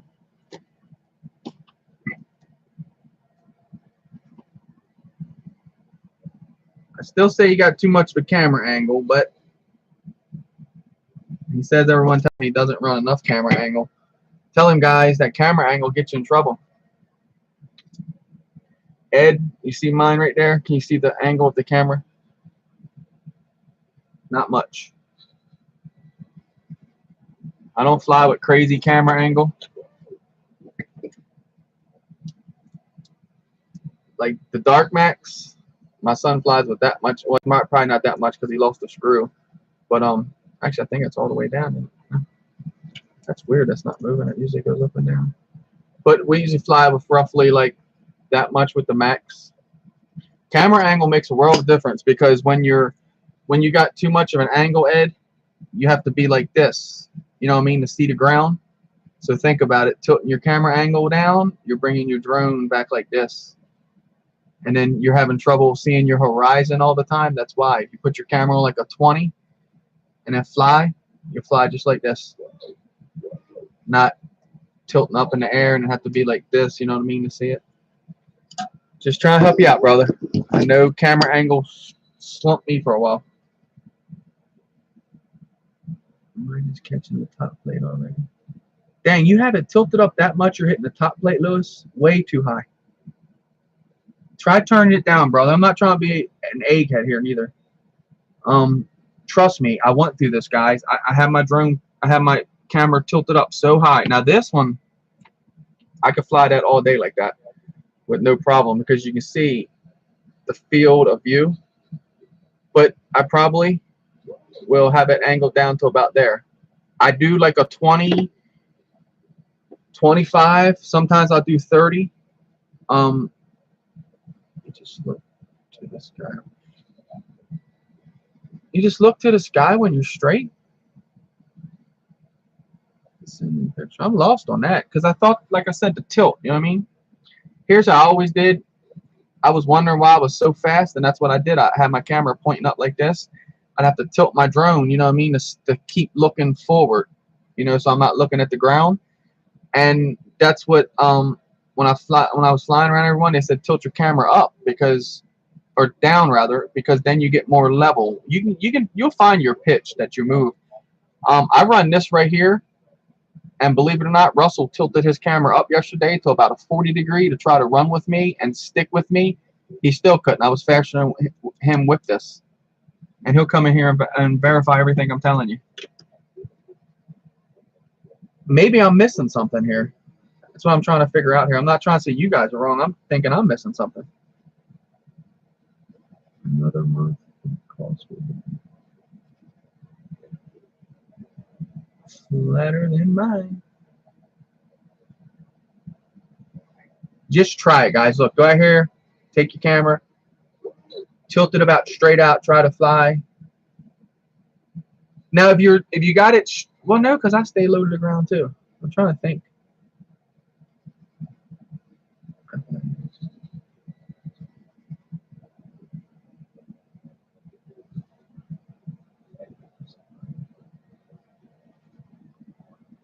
All right, so you say the Firefly view. Are you putting an action cam on your drone and trying to match that? Is that where you can get wrong doing that? You can get in trouble big time doing that.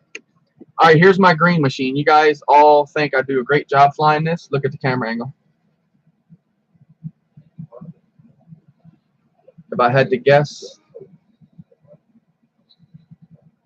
20 maybe, 25. And I don't have no issue like looking at the ground, you know what I mean, when I'm moving. Maybe there's, like I said, something there I'm missing. I'll try it more and more out there now.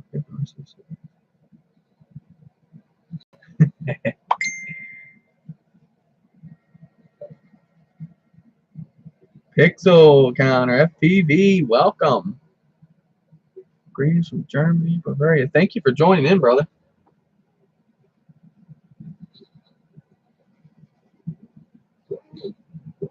All the way from Germany. So we got 15 watching and 11, or 15 likes and 11 watching. Awesome. And I want to do more of this stuff like this. I think it's cool. I hope you guys enjoy it. Because if you guys don't enjoy it, then there's no need to do it. Because I could just nail this out. I'd already be done with this ESC, let's put it that way. But I like coming on and sharing the knowledge for people that don't do this and just want to see what it's about. It's awesome. It's fun. If you don't fly drones, try them. I do say everyone can do this, but I don't mean that in a bad way. I just mean that as in saying it's not that hard. Like people think, oh, building a drone is so hard, I never can do it. Don't ever think like that. Always tell yourself you can do it.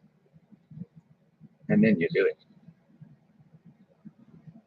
Look at the guys in the family that built. I started, then Lewis, Drone Pool, Ryan. Help me out here, guys. Did Ed? I think did Ed built one yet? No, Ed ain't built one yet, but I'm sure he will eventually. But we have like a whole bunch of guys that has stepped up and built drones. 616 Jim has gotten into building them now,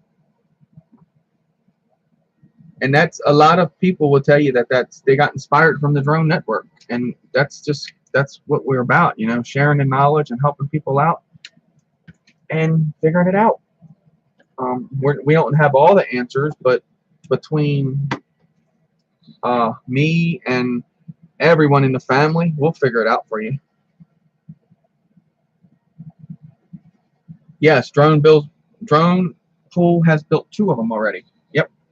I have built I don't even know now. 1, 2, 3, 4, 5.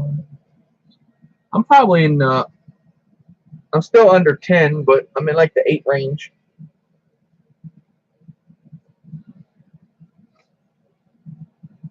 You're welcome, Jim. Ain't no problem, brother. Like I said, we're all noobs here. And I love enticing y'all. Y'all remember when I first started on my channel, I said I'd like to get into doing this and building and all that, but I just didn't know how that was going to come upon, because you don't know until you get into it. But then I got into my first one, and it's just like, yeah. Like, this is what I want to do. Now I got to get my wires moved back to get the top plate on, but this is just going to set on here for temporarily because we're missing the flight controller, which is being mailed today, which is awesome. Thank you, Jeremy. And thank your wife for going to the post office.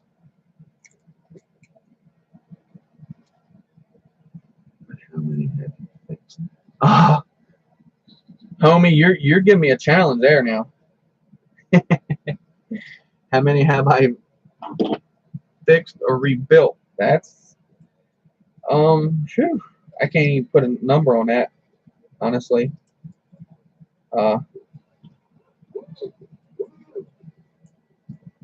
I've taken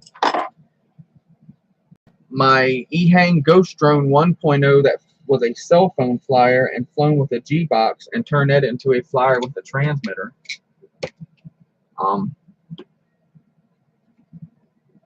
Yeah, that's perfect. That's perfect. Lewis, this is a beautiful machine. Like I told you guys, I'll go to do the rundown again. I'm very, very, very, very happy about this build because the motors came from Nameless Droner. The PDB came from Mike Night Train FPV. The frame which y'all know that's the main foundation you need. Came from Baduga, RCs, Lewis. You guys don't know him, but you guys all should know Lewis by now, I would hope. The ESCs I won off of Facebook. The flight controller I did purchase. Like I said, I bought a race flight one, I think like $38. I didn't want the Wizard. I just Lewis helped me out with a Wizard one already, and don't you guys go making fun of this monster. So this was running Libre Pilot. Oh, Lewis, look at it. Look at it. The CC3D.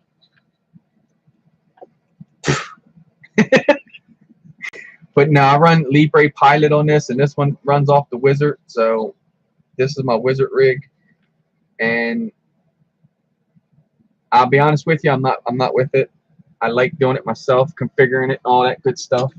So with that said, I've reached out to Jeremy, Reaper X FPV, and he swapped me out a Omnibus F3 flight controller for it. Which F3s I'm there, like you guys know Project Blue Falcon, RIP JC. He's beautiful man. He's not with us here, but he still helps you out every single day, and that's what's awesome. He was way ahead of his time.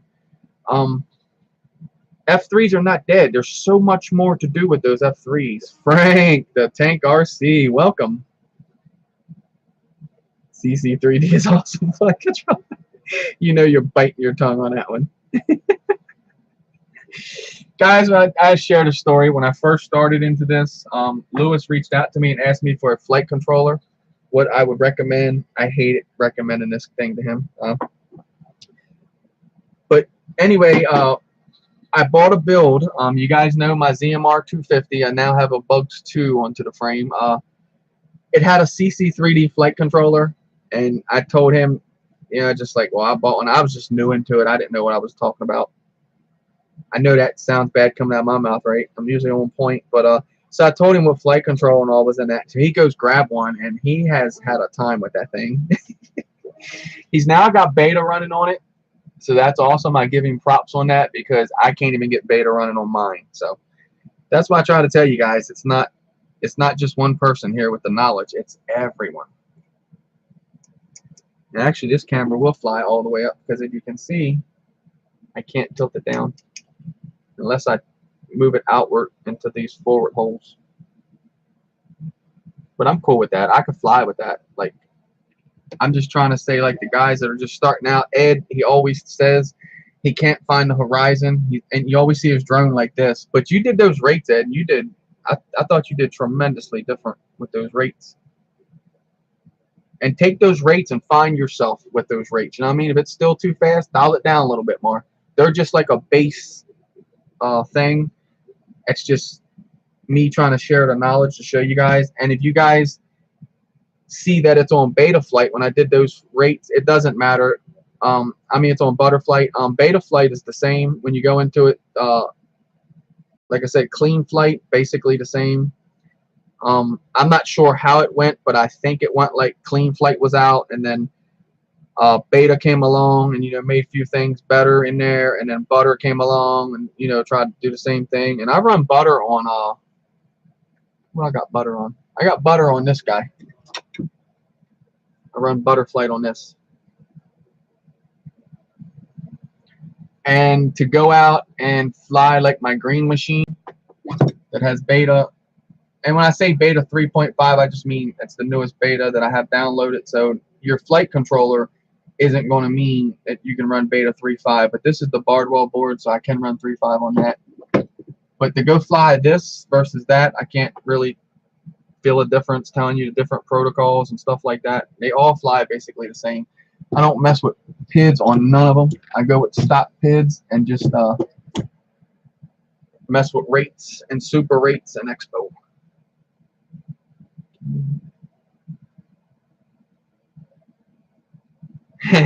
Right? Best lube ever. Butter.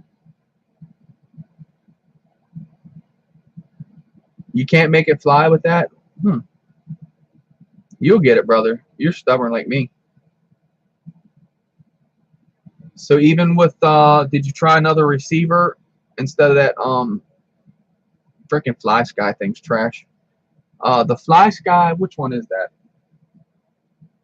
I think I got mine. You can't see it. Yeah, I took mine out. It's the FSI6, I think. That thing is a PWM, so you have to have the channels into it. If you get what I'm saying, you guys are familiar with that. I think it's what, 6 channels. All right, Steve, thanks for hanging out, man. Southpaw Drones, check him out. Awesome videos. Thanks for hanging out, Steve.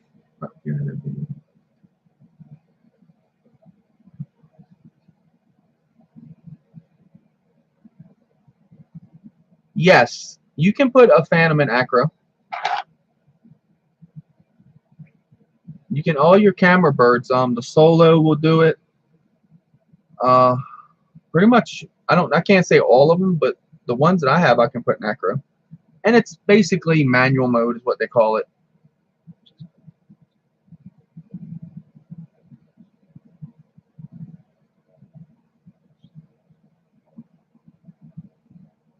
Awesome, Nay. Always giving that info up. Maybe I'll build a ZMR 250 with that setup. Yeah, Lewis, because you know that's what they come with that, you know. I say probably I want to try to leave this together. I'm gonna say try because if you took all the components out of this and put into a ZMR 250, it would move. This thing flies okay as it is. This is Kev FPV's first build though, so I kind of don't want to tear it apart. Not all but this. I'll put this on here, the VTX. Nay, I know you're going to notice that. And then I got the camera in here. It's just dangling around in there. But this camera has an SD card and all built into it. But what I was thinking on later down the road is this be a long range rig because of the bigger frame and 6-inch propellers. Maybe one day I see myself doing Crossfire. I don't know. They're expensive to get into that, but the range is amazing. So I probably won't have all my rigs on, but I'd like to have one rig onto that. And then this I'm gonna put an LED on it also. Probably right here in the back, because I noticed when me and Russell over there chasing each other in the field, I can see him because he has this back here. It does the Larson, like Knight Rider, back and forth, red. And it's easier for me to see him when we're out there racing with each other, trailing each other around the field.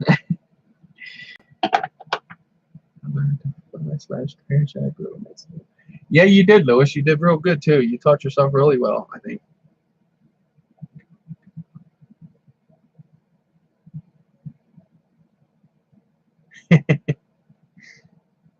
I hear you, Ed. No flips, laugh out loud. Yeah. Yeah, that's the only thing I dread, like doing a Crossfire thing build, is taking it way out there. And you know me, I just gotta go out there and do something stupid. I got there and be walking to pick it up.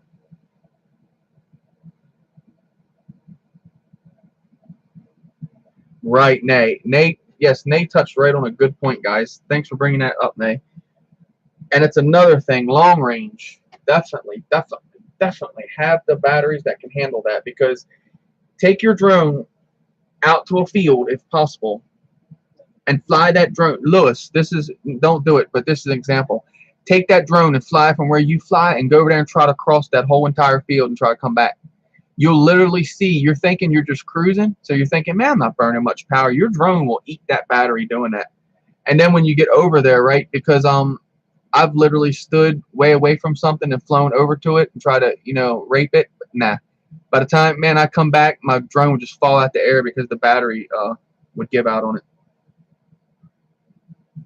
Get an ATV and it feels so bad. I got an ATV. I got a Suzuki LTZ 400 four-wheeler and a nice 05 YZ250 dirt bike. So I could definitely cruise out and pick them up.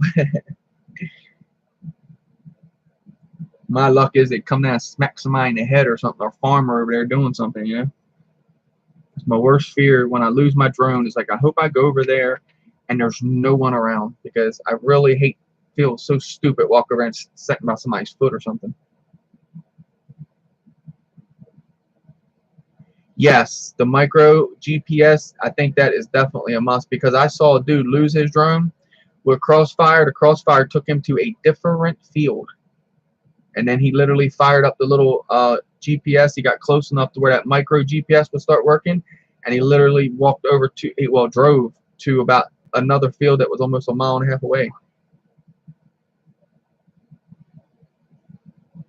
Yeah, bolt and benching tools to the back. So I want to do that because I'd like to go over with the follow me drones. Just take the four wheeler and ride around the field and get it to follow you.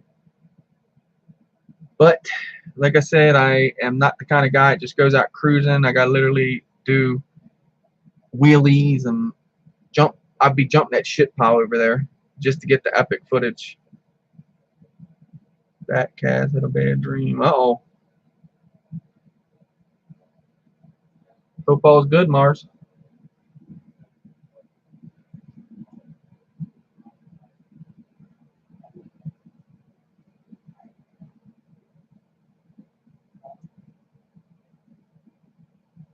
Good post fails.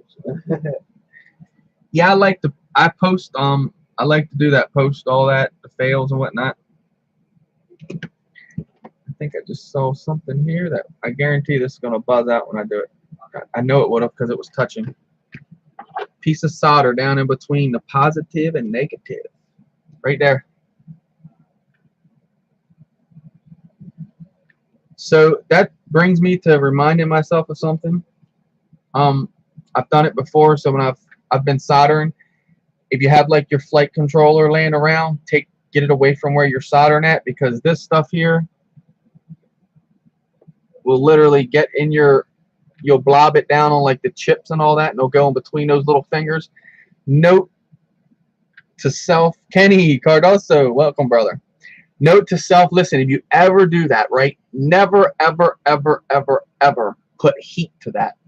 When you put heat to this, it just turns it back to a molten pool, and it will drive itself further down in the chips. And I'm talking about like right here, like the fingers of the chips here. If you splatter solder across there, never, ever, ever put heat to that and try to get that solder off of it. If you literally take needle nose, just like you saw me do right here on this positive and negative, you will pull it off just like a thin cap.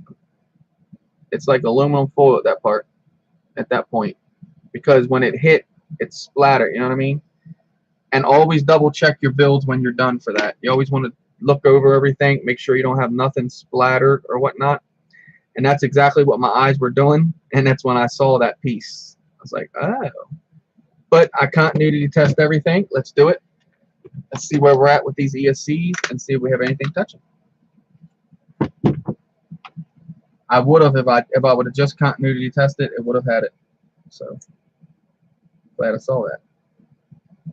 As you can see, nothing. So that's my positive. Or maybe not.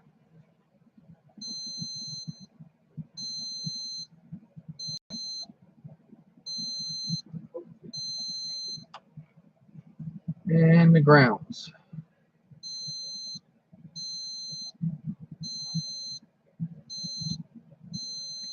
Good to go. And they're not going to feed no power right now because they're not on. So, but yep. And then that is able to plug in. So at this point, I could plug in that and it will be fine. Bang! I tell you what, that sucks, man, when you do that. And a lot of people don't realize is when you do if you're not using standoff, you use the bolt the way I do, make sure you put a washer on there. And then you don't want touching, in other words, so let's do an LED on this. I'll just take this and just put it right here on the frame. I don't want to do that. I'll literally shrink wrap it or something just because I don't want it touching the carbon. This is highly, highly, highly conductive if you don't know. A lot of people don't know that. They don't, honestly. Man, you could just take a positive and negative and just scrape across this. And I mean, it will literally just start smoking and crazy. Been there, done that. Here's what I don't get.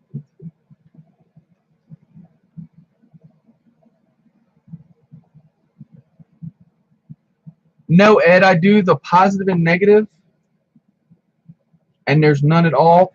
I mean for the beat wise, you will have what Ed's talking about is I think he means on the meter itself. Let's see. That you will have continuity. Yeah, as you can see, I go for the sound, Ed. Well, you see it's counting backwards there. Zero itself out. I mean for like the sound though. Like if I don't get, so in other words, I know how you touch them and they ground themselves out and beep. I just mean by that. So if you do that and get no beeps, you're good. So if I was to take that piece that was splattered and lay it back in between there, now I should get a beep.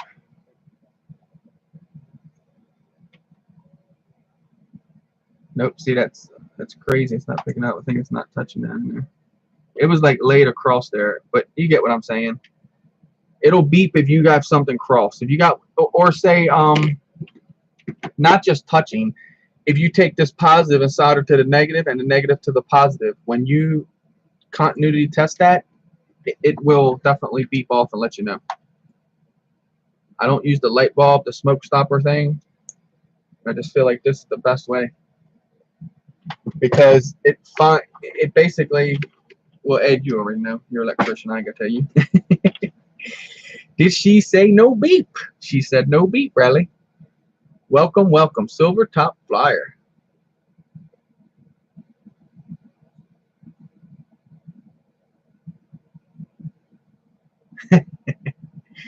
Put it with your teeth, I hear you. Yes, Lewis found if you guys are in I'm gonna say Europe, I'm probably throwing that off. But if you're in that area, he found TEC2 batteries there were 1550 milliamp hour, 1550 milliamp hours. They were, what were they, 35C, Lewis? But a 3S battery for €8.50 euros. I'll say $8.50 euros, but what mall and seat rating, Lewis? Okay, 45C. I was wrong. Okay, and they were R lines, right? Tattoos. I got to get in here and test my batteries in here. I got 4 Tat2 R lines that I bought for that 3-inch. Chris Riley, if you guys watch his video, he was talking about it, and he said that they hold a charge, but when it goes to fly, they just flatline. They just go completely out. So I'll have to test mine and see if that's the case. And as you can see, the wire that we ended up with. That's why I try to say keep all your wire. You can do like Lewis and throw it away. No. But yeah, all the wire, man. You just get so much wire from doing this. Looking for more. My eyes are crossed. I took the glasses off. But yeah. So who would want to throw all that wire away? Not me.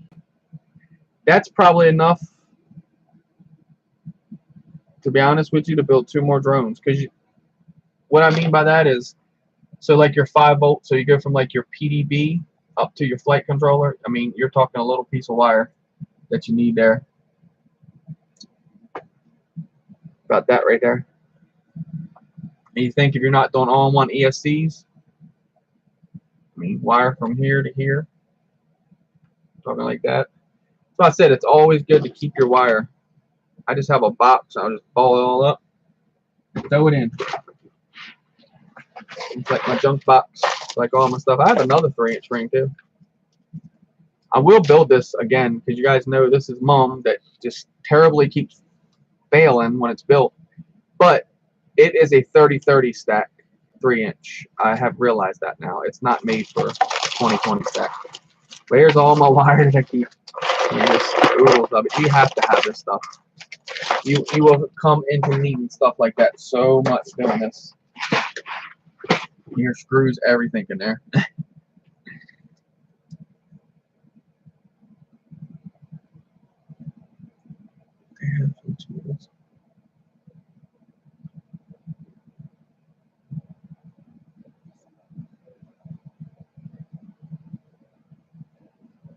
get this PG-13. Yeah, tattoos, I mean, they're nice batteries. Do you see a major difference in them? No. You hear a lot of people boast those two tattoos, but they're nice batteries. Like I said, don't get me wrong, well built. But there's a lot out there that are just as nice as them, and I run them. Like if it's the price is what gets me, you know. They're like Lewis, $850 for a 3-inch. You ain't beating that. That's like I just paid $25 for 2 Florians. So you figure he's at $18 for 2. That's nice. And then shipping.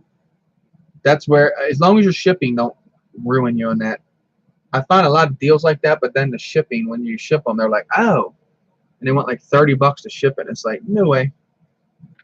But Lewis is always on point with that, so I know he looks at all that before he shares it. Hopping back in for a minute. Welcome back, John C. Well, John, we got a lot done since you've been here. We got them all 4 wired and soldered up. Let me think from here. I had to put a 5-volt for the flight controller. This PDB does have you can hook everything to this PDB, but I'm not sure if I will do that. I'm not exactly sure on how the filtering's working on this here. And you guys saw the video from this. I'll get it right. I noticed there's no soft mounts on the motors, and then I don't know if you can see it down in there, but I have 2 pieces of thick tape onto it, but I'll put some more onto it. The lines that rolling that you see, this thing has beautiful footage though. I think the footage as far as the camera, as far as like the color and the shadows excuse me, I think is on point. There's the cap I put on it, so I'll figure that out and figure out that rolling lines and get rid of that. When I get rid of that, that's pretty much ready to roll. I thought this was cool, printing those standoffs and dropping it down, because this thing was, well, as tall as this thing here. You can see back through here. I could put a finger all the way through there. And this guy used to be the same way. Now I can't even get my finger through there. Makes a world of difference too on that frame, that LHI 220. That thing is crisp and clean now in corners. Thank you, Bradley. Yes, Ed. This is what I did. I literally put this on. This was Nay. Nay had sent me this camera, Interactive DNA. He sent me a 600 milliwatt VTX, which I do have on this guy here. Yes, this is what I have on my green machine. A very nice VTX. 600 milliwatts though. That's the killer on me. Flying around others, you have to be able to be down to 200 milliwatts. If not, when you plug in, you would just blast them, man. It would just show your camera all over their camera. And we do that to be a funny guy. Like we'll be sitting there at the table and they'll be getting ready to hit a gate. You know what I mean? The really good guys. And you'll go plug it in. Poof. Black them out. They just hit the gate and fall. It's good. It's fun. They all do it to us also. The only thing I don't like about this is this antenna out and down. But going TPU on top of TPU is tough, as you can see. And that's all that is. That's just cut and hanging around there. I didn't put no silicone or what you call this. Now, could this be the problem, guys, with the rolling lines? You see how my antenna goes up? It's touching the frame. Could that cause the rolling lines? That my antenna wire land on there, even though it is rubber insulated.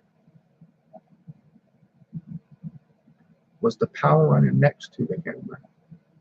No, the camera's powered off the flight controller, and the VTX is powered straight from the power input with a cap on it. Kaz, look at her. I gotta show her that. This is Kaz's baby, guys. She loves my green machine. Kaz, I promised I got some green TPU I'm going to get and get this taken care of, but Yes, I went out and this motor here is like, I mean, you can't hear it. I'm looking up to the camera. You really can't hear it. It smoothed itself out. I think it had some dirt in there. You remember last time? The only thing I don't like is how it wobbles like this. All the other ones are tight, but it was making a clacking sound too. So maybe the bearing just wore itself in. But I love this machine here. This is Dan's Mellow Yellow, the same frame, Relac 210. I'm not sure if that's the frame name it because they clone it off of so much. This is the cloned off of the Lumineer Charpoo edition style frame. So yeah, this was like really inspiring for me to build because Charpoo is what got me into this stuff. When I first started watching, like I really loved him. Like his flying is amazing. But yeah, and I'm eventually going to go through this. I'm gonna get some silicone wire from Amazon. I see now you can buy like a box with assorted. I'm gonna go through and solder all the wires on green. So when you look at it, you will see nothing but green and black on this machine. Not far off. Got some purple on the inside here, and just the wires. And you remember, I did have all the wires green. Alvin, Earl RC, Eric. He was saying last night how everybody calls him Eric. They look at the E and the C and just call him Eric. I'll replace all my wires. Yeah, definitely. You don't want that hard wire on your drone. You definitely need the silicone.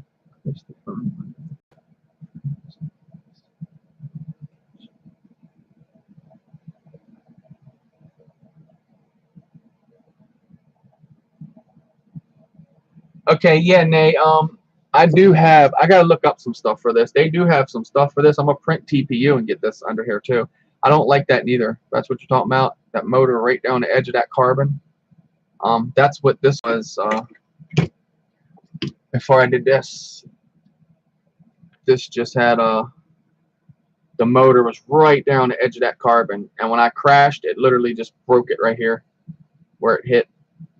But at 150 feet up, a 4S battery with 100C discharge with Sam Gook 2500 kV motors, and it just went like this, wide open throttle straight to the ground. I could not complain. It hit this and just broke this arm, and then it went like this and smashed and then bent the bell on this motor.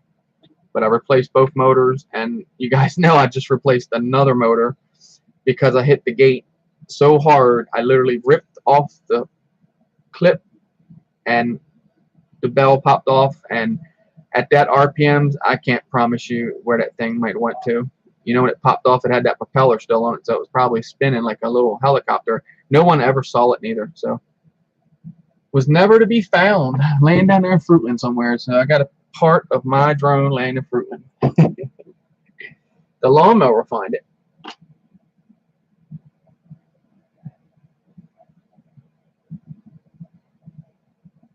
Work this one. I love it.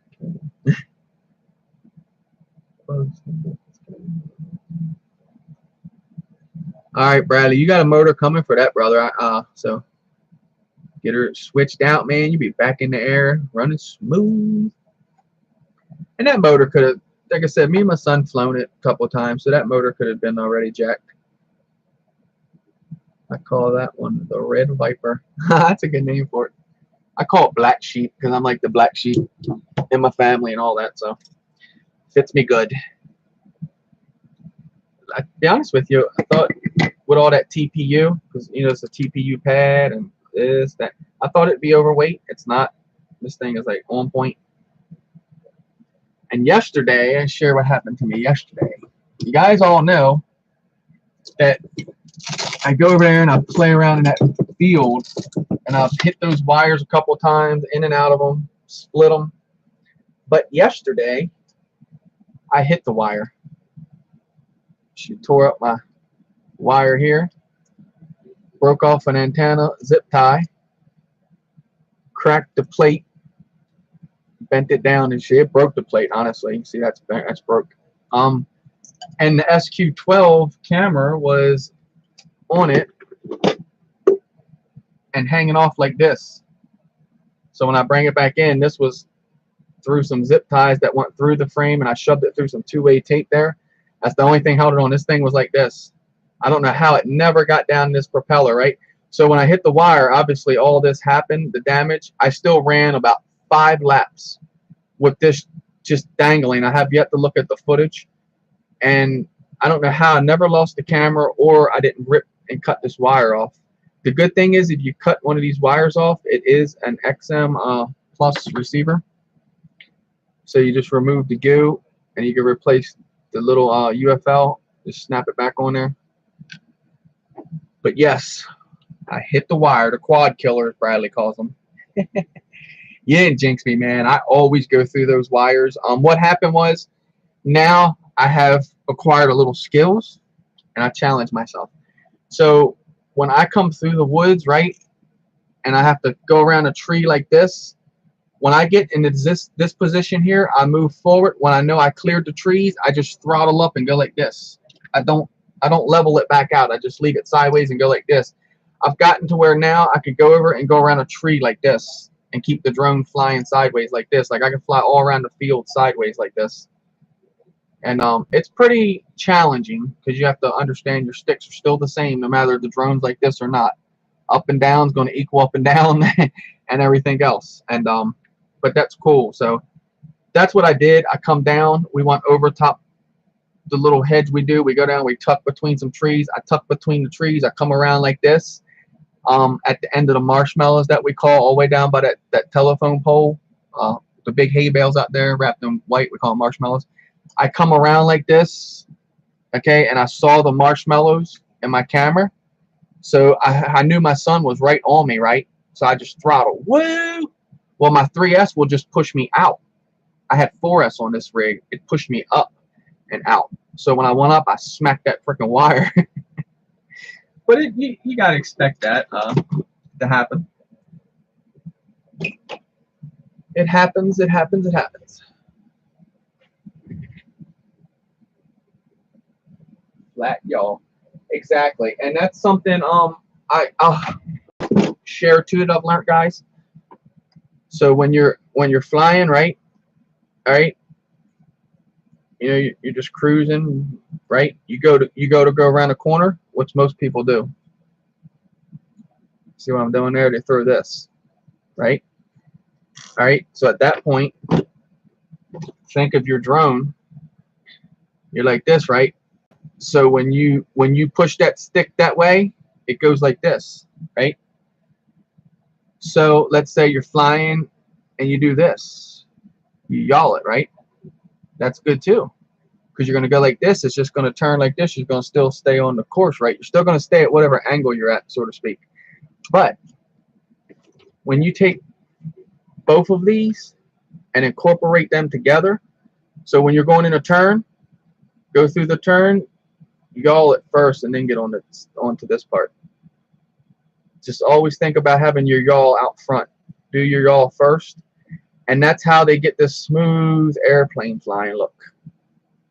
You got to be like on your yaw first and then turn with your direction. So if you're going forward, you want to come around a tree, you know, you're forward, you're throttling up, you're coming around a tree. When you go into the tree, this first, and then bring this around. Just always remember to try to do your yaw first. You get what I'm saying? It's hard to remember until you literally get it down. And this is just my way of flying. If anyone thinks this is wrong, I have no problem with that. I watched Kebab. Okay, you guys see I've been picking up a little bit of skills on the simulator and stuff like that. So I was on YouTube the other day and it popped a video up and said how to fly smoother. And I watched Kebab and he literally was showing you that through the trees and all, using the yaw first. I always fly with both sticks anyway, but I would always, you see what I do? I'm doing them both at the same time. So that's what literally gets me. So if I go with this like this, it works. I've done it yesterday and it really, really works. The turn with the yaw and then the direction. And you can go into stuff so much smoother, faster, hotter, and it's amazing. Just that little simple trick. So when you are sideways,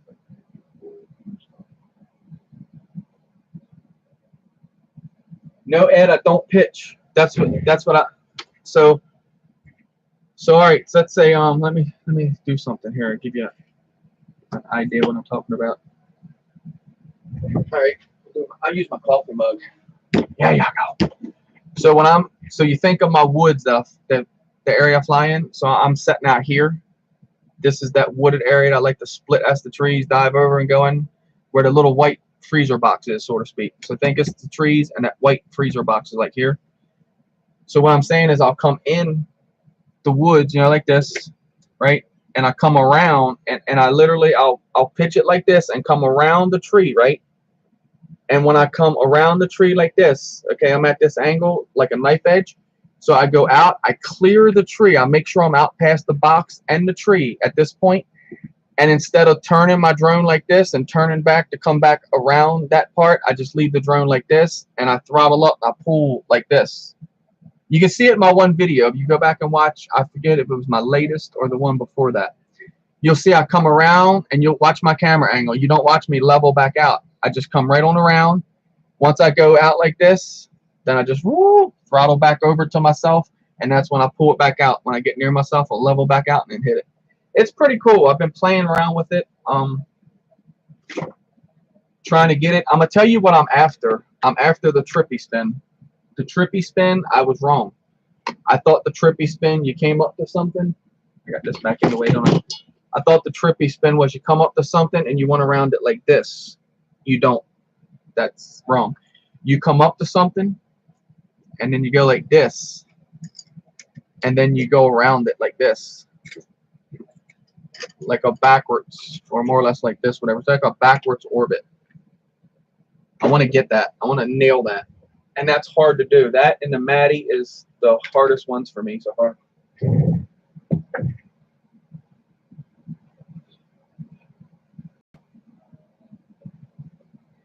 Right now, exactly. And I found myself on the simulator pulling some real tight turns down in the trees with that moving that yaw before I move my direction. It's like this. All right, another thing Kebab put a good point on. You ever see the guys, I thought when they were flying like this, they're flying a pretty good, long straightaway, right? So I thought it was just, that's what they did, okay? They want to get your mind off of that straight drag like your camera bird. You're constantly like focusing on one thing and just constantly driving towards it. They go like this. If you notice all the big guys, they do this. The drones are constantly dancing back and forth. He said that way, when you come into something, you're already like this, okay? So all you do is you come in, you go around a tree, you just tuck and go with it. If you're like this, then you have to turn the drone and get down into it. And he said it makes it much smoother when you're like dancing the drone and kind of go down and get into something. And it makes sense. I literally did it. Like I take what they say, and if it's like kind of not hard to pick up what they're putting down, I'll literally do it and give it a shot, and it works. I have done it more in liftoff than regular, but I'm to the point now where I have so many drones that built, I'll just go out and try now my beater. I'm gonna find one that's gonna be my beater, and that's gonna be the one that I'm gonna trash. Not trash, but I mean, do all the crazy stuff for. So it hits the ground, and then when you're doing stuff like that, you don't do much damage. Just remember throttle control when you're going down. And if you noticed, I've hit, Ed, you even touched on that on my video. You said close calls. Yes. So when I hit something now, I don't bitch switch it. And I'm no disrespect to anyone, but that's just what I call this. When you're flying, okay, it's your arm button when you take off. You have to flip that to take off, right? So when I used to get in trouble, my instincts was, and I come to the conclusion that, you know what, I didn't even have to do that. I just panicked and shut it down because I'm a noob. I was scared. I was intimidated by what was going to come out of it. If I didn't do that, I don't even worry about that no more. I stay on point. So like you saw me at Winter Place, I hit the tree. I was going to power loop the tree. I hit the tree. I still got thrown off course, but I went around and still hit it.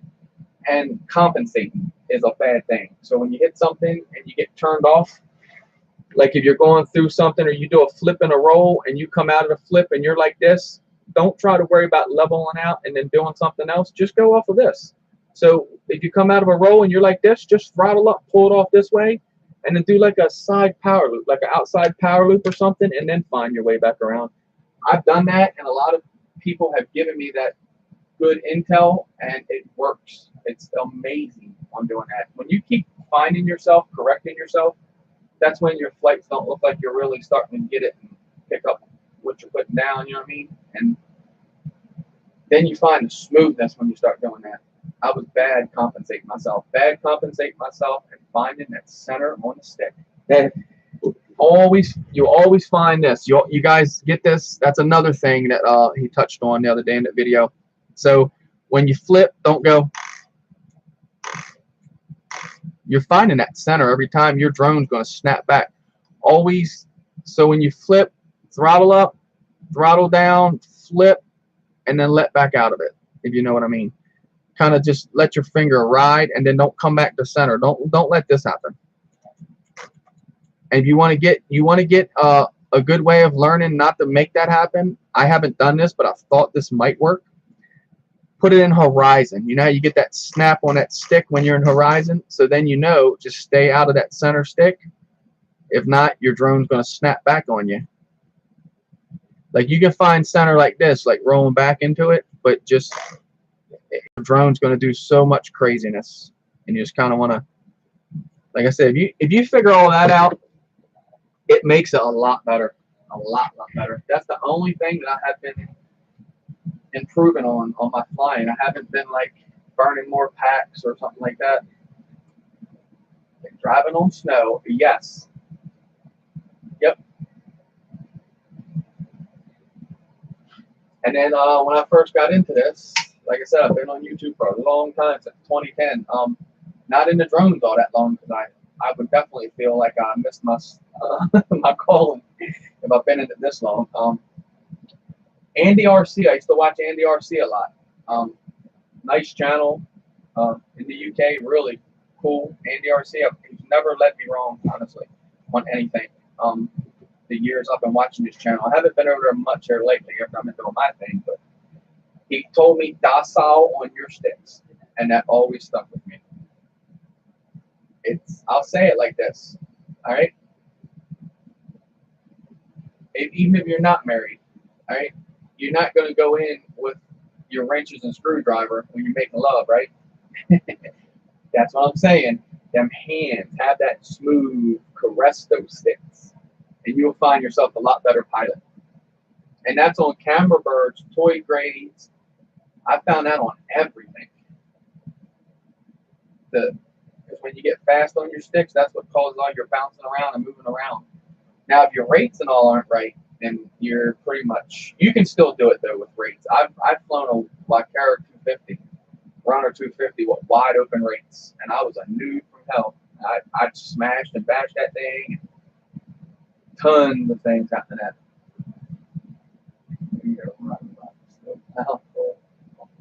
Yeah, there you go, John. See a robot?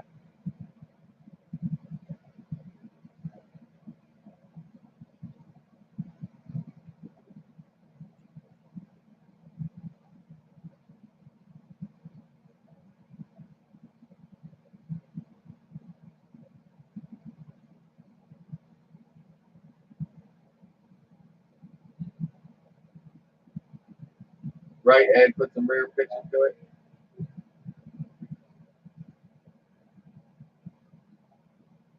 So I said it's fun learning and all that. I need a robot to do my job. Don't say that, Nate. It takes a lot for a robot to do your job, I think.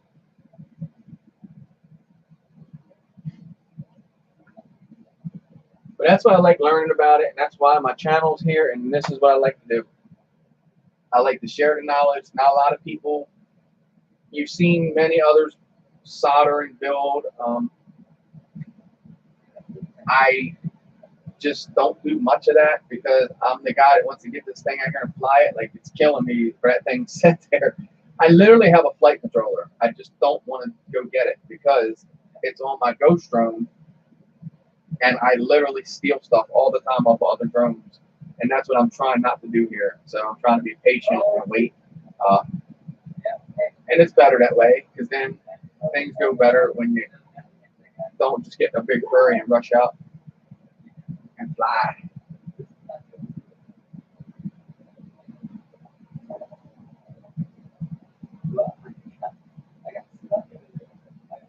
Yeah, exactly.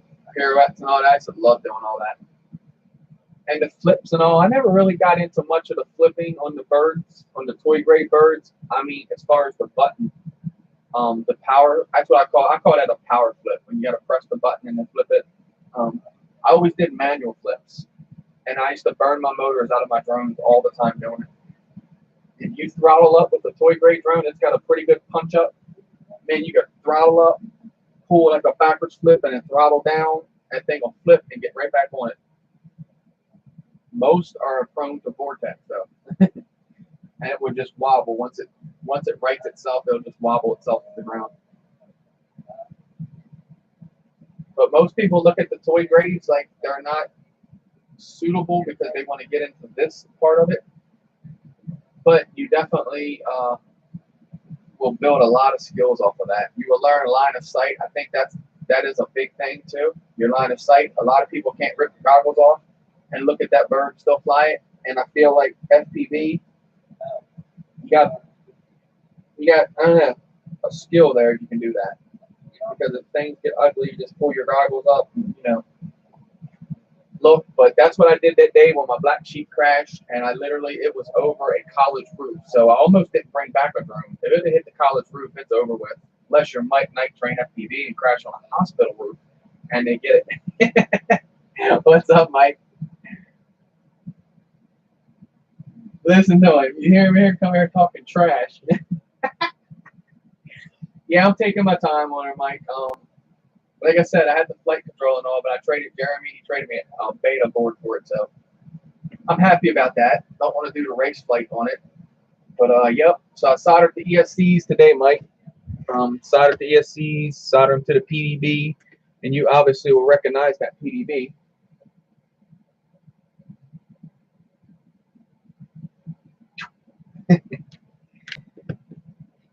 It'll be the second build I've had it on now, Mike. But yeah, so I'll get the flight controller. Jeremy said his wife's going to drop that in the mail today. So get that here, get that on, solder that up, put on the receiver. You guys remember, what was it? 2 weeks ago, I literally would give some good steps for a couple of these. And now I got one just laying around. It's still the other one, Mike. I put the one in the one drone. But I got, let me think, what drones do I have? I don't have, well, the mainstay, the Behemoth, I don't have that on XM. And then when I get this guy going, I have to get another one to put on. But, yep. I'm starting to get them all situated onto the Tyrannus. I just played Plinko down the wall.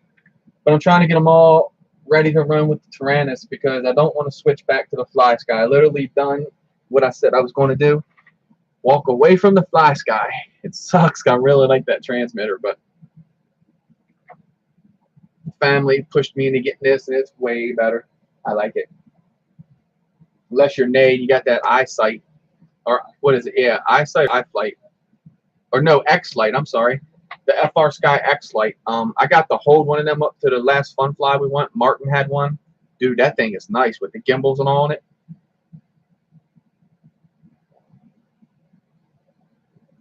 Yeah, the RXSR, man, I like that one. I have that in this rig here. But you guys know, I said it a million times, I'm a cheap ass, and the XM Pluses are way cheaper. And these do good. You can actually flash these, if I'm not mistaken, and get RSSI on them. Eric was telling me, E-Drone. He flashes his receivers and all. That's crazy. I've never heard of that.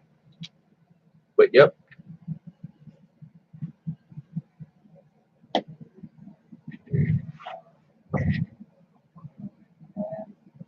Yeah, it's hard to go back to that. One day I went out here and I flown. I took the I-6 and the Tyrannus. Yeah, it was different.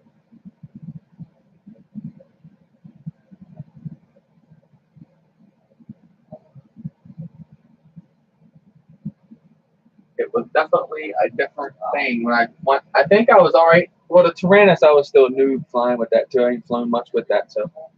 But yeah, I'm pretty much want to stick with one. That way you get used to that one. I know. I thought that was crazy. Flashing your receiver. Yes, and my RXSR come from brother Ed. That's probably the only reason why I got one. I like them. Don't get me wrong. Just if I ever catch them on sale, I'd probably buy them. A couple of them. Just the XM Pluses. I haven't had no reason not to dislike them. I know Ed had that issue where his failsafe on him a lot. And he's been running an RXSR the whole time also. Yeah, that Propel X11 packs a punch. You should be able to do manual rolls with that all day long. And they're fun too when you do the manual ones.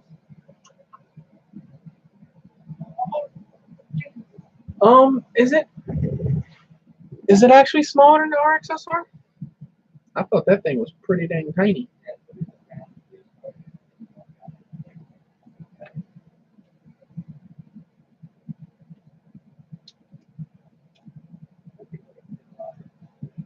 Because that's why I saw that RXSR. I'm like, man, that thing is like, whew.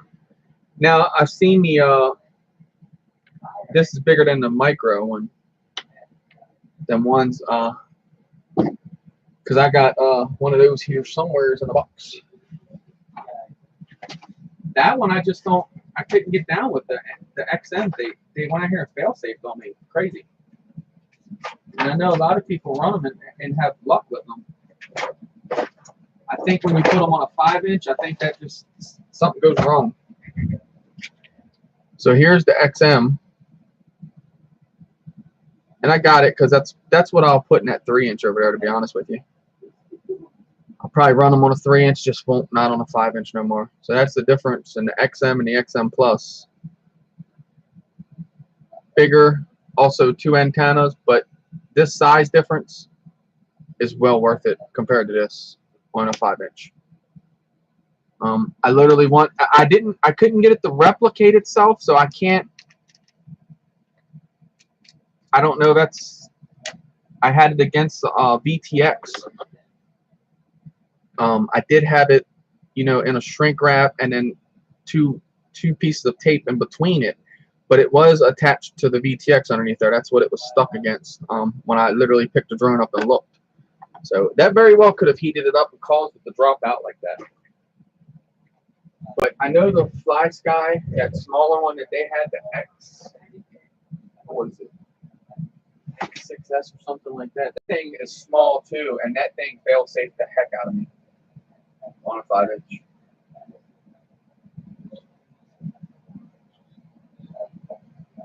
Nice, John. 10 to 12 minutes of flight. Sweet.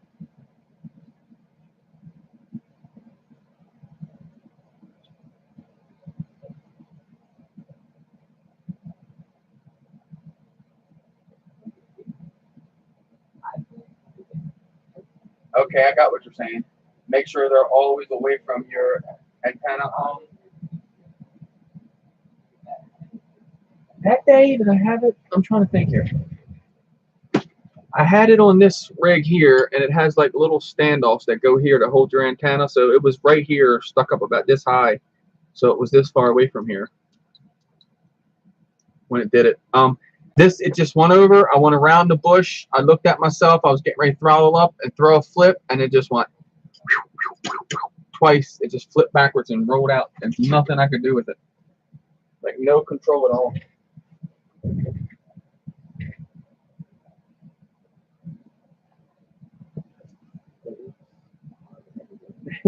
That's on a good day with our lady anyway. I hear you. Well, guys, I appreciate you hanging out. I'm gonna go ahead and end this. And tonight is Wacky Wednesday on Crystal Justice's channel. Honey Lulu is going to be on there. She's going to be dipping my Ehang Ghost Drone 3.0 live.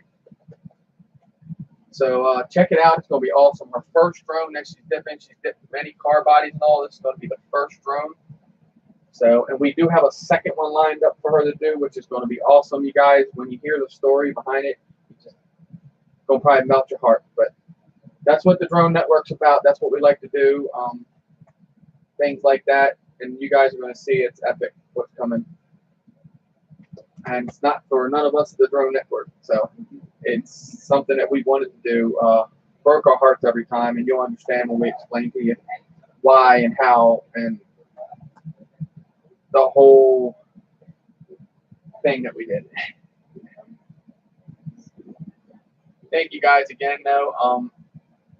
Thank you, Nerdcopter. Amazing.